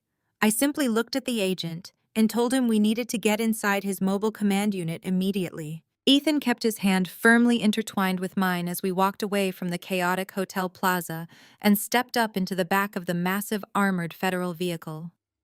The interior was a stark contrast to our rented surveillance van. It was a highly sophisticated tactical center, lined with government servers and encrypted communication consoles. Leo and Naya were already inside, having been escorted over by sympathetic agents who recognized their instrumental role in preventing a bloodbath. Nia was sitting at a secondary terminal, her laptop resting on her knees. The lead investigator shut the heavy steel doors, sealing us in quiet isolation away from the frantic press corps outside. He laid out the grim reality of our situation. The cartel boss had surrendered the specific routing numbers for the failsafe account to negotiate a reduced sentence, but the account itself was locked behind an absolute fortress of military-grade encryption. The Federal Cyber Division would normally need months to crack a firewall of that magnitude. Until they could legally open the vault and verify the origin of the funds, the devastating shadow of suspicion would remain cast over me. More importantly, Ethan's official exoneration would be indefinitely delayed, leaving his professional and personal life in bureaucratic purgatory. My parents had designed the perfect invisible trap. I turned to my sister-in-law. Nia did not wait for an explicit command. She seamlessly connected her personal laptop directly into the Federal Diagnostic Terminal.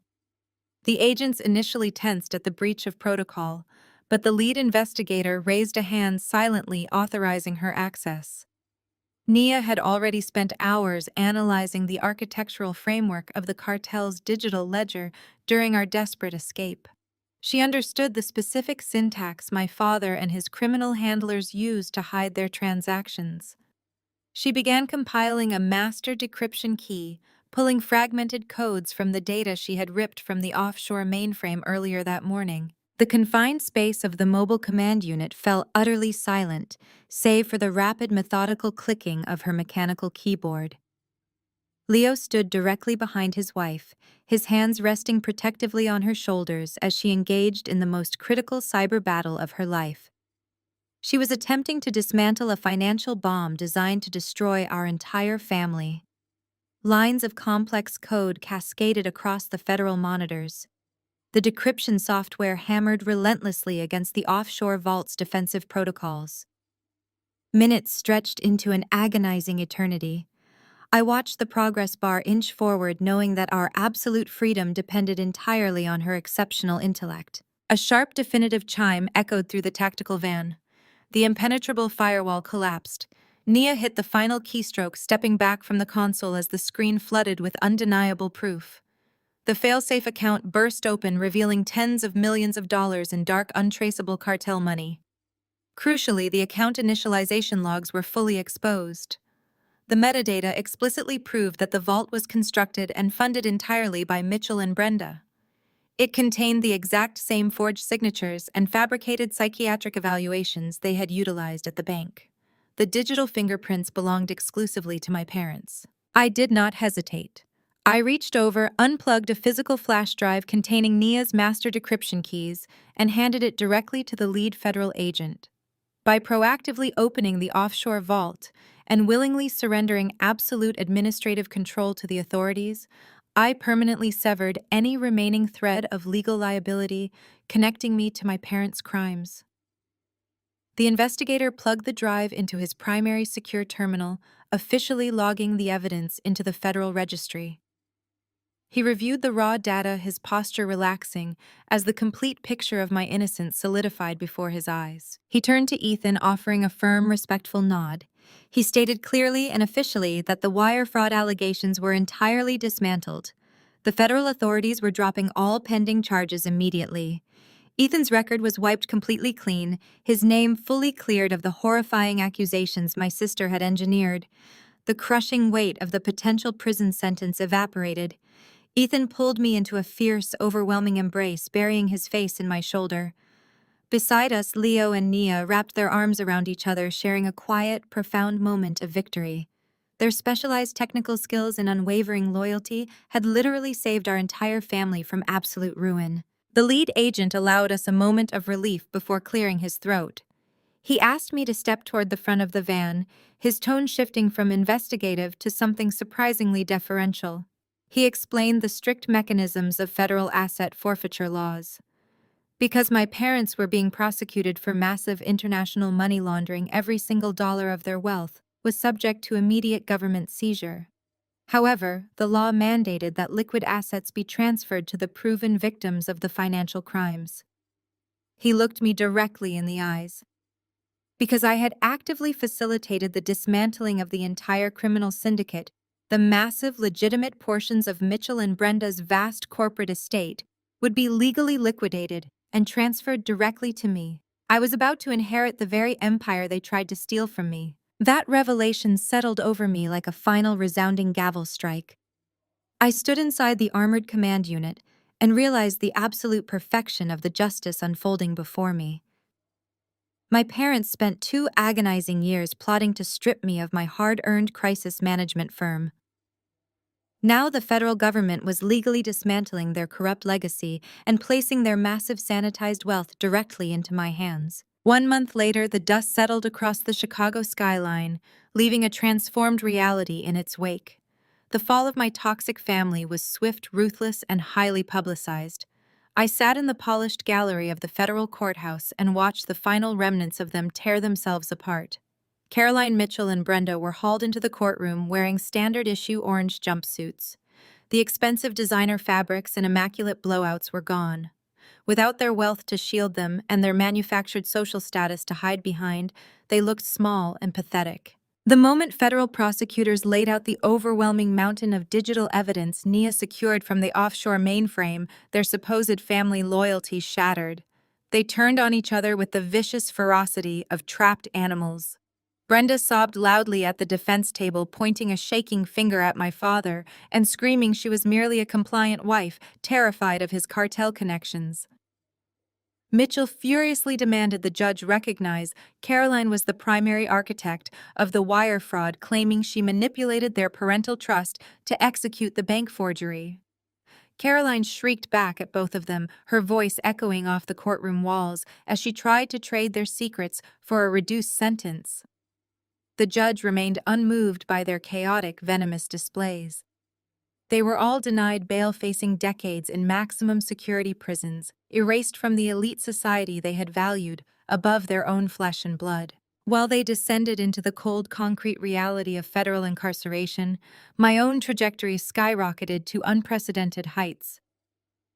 The public revelation of how I outsmarted an international money laundering syndicate and dismantled a sophisticated corporate takeover overnight transformed my professional standing completely. I was no longer just a successful local executive. I became the most feared and deeply respected crisis manager in the entire country. Corporate titans, high-profile politicians, and global executives flooded my phone lines, desperate to secure my firm on retainer.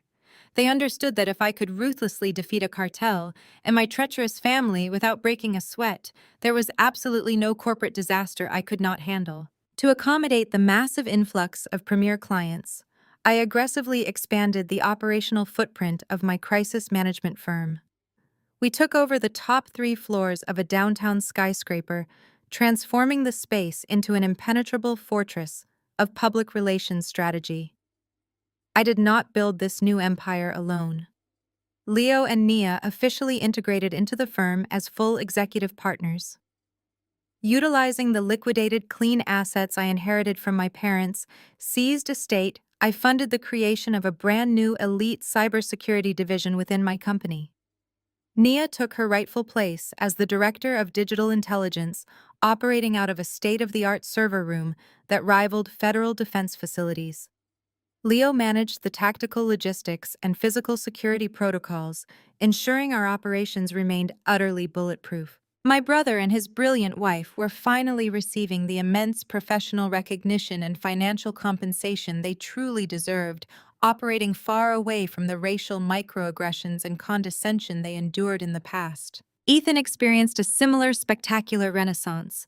The aggressive public clearing of his name by the federal authorities combined with the high-profile exposure of my family, elaborate framing attempt generated a massive wave of sympathetic and supportive industry attention. His architectural firm was flooded with lucrative commercial offers.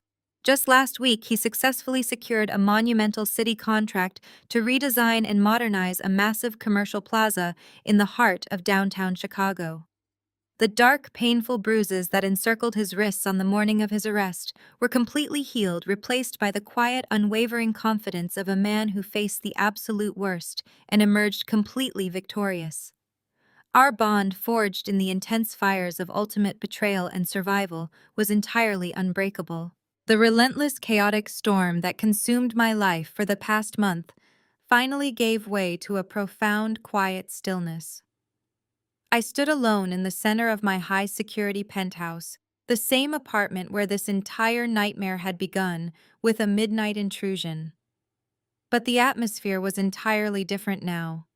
The space felt remarkably light, completely cleansed of the lingering shadows and toxic expectations that had haunted me since childhood. I walked over to the expansive floor-to-ceiling windows, a steaming cup of dark roast coffee resting comfortably in my hand. I looked out over the vast, glittering expanse of the Chicago skyline. The city stretched out before me in a brilliant tapestry of glass and steel, completely vibrant and alive. Suddenly, the sharp, melodic chime of my penthouse doorbell rang through the quiet apartment. A month ago, that exact sound had signaled the arrival of a manipulative monster intent on destroying my entire existence. I did not tense. My heart rate did not spike with sudden adrenaline or lingering anxiety. I simply turned away from the breathtaking view and tapped the security monitor mounted on the pristine white wall. The high-definition camera feed displayed a young, smiling hotel attendant holding a silver tray with a covered plate and a fresh newspaper. It was just room service bringing my morning meal. I pressed the button to grant him access, a genuine, effortless smile spreading across my face. I took a slow sip of my coffee, savoring the rich, bitter taste. The crushing weight of playing the designated scapegoat was gone forever. The desperate, exhausting need to earn the conditional love of people who fundamentally despised me was completely eradicated. I was finally at peace, entirely victorious, and completely untethered from the ghosts of my past. The story of Sydney finding ultimate triumph over her toxic family serves as a profound reminder that our internal worth is never defined by those who seek to diminish us. For decades, Sydney endured the suffocating weight of being the designated scapegoat, manipulated by parents who valued status greed and a golden child over genuine love. However, the most vital lesson extracted from her harrowing journey is that true empowerment comes from radically choosing oneself. When her parents and sister crossed the ultimate line by framing her innocent partner and attempting to sell her entire business to a ruthless syndicate, Sydney did not crumble. Instead, she utilized her meticulous crisis management skills to dismantle their empire of lies. She proved that loyalty should never be a single-direction street paved with abuse. By severing the deeply ingrained toxic ties of biological obligation, she protected her chosen family. Blood relations do not guarantee unconditional love, and sharing a last name does not give anyone the right to exploit your personal success. Her evolution from a suppressed daughter to an untouchable, victorious executive demonstrates that we possess the incredible power to rewrite our own narratives. We are not trapped by our past or defined by severe betrayals. We can forge our unshakable foundations free from toxic expectations, reclaiming absolute control over our personal destinies. Share your experiences establishing firm boundaries to protect your peace from toxic family members, and explain how you found the courage to finally walk away. Please comment below.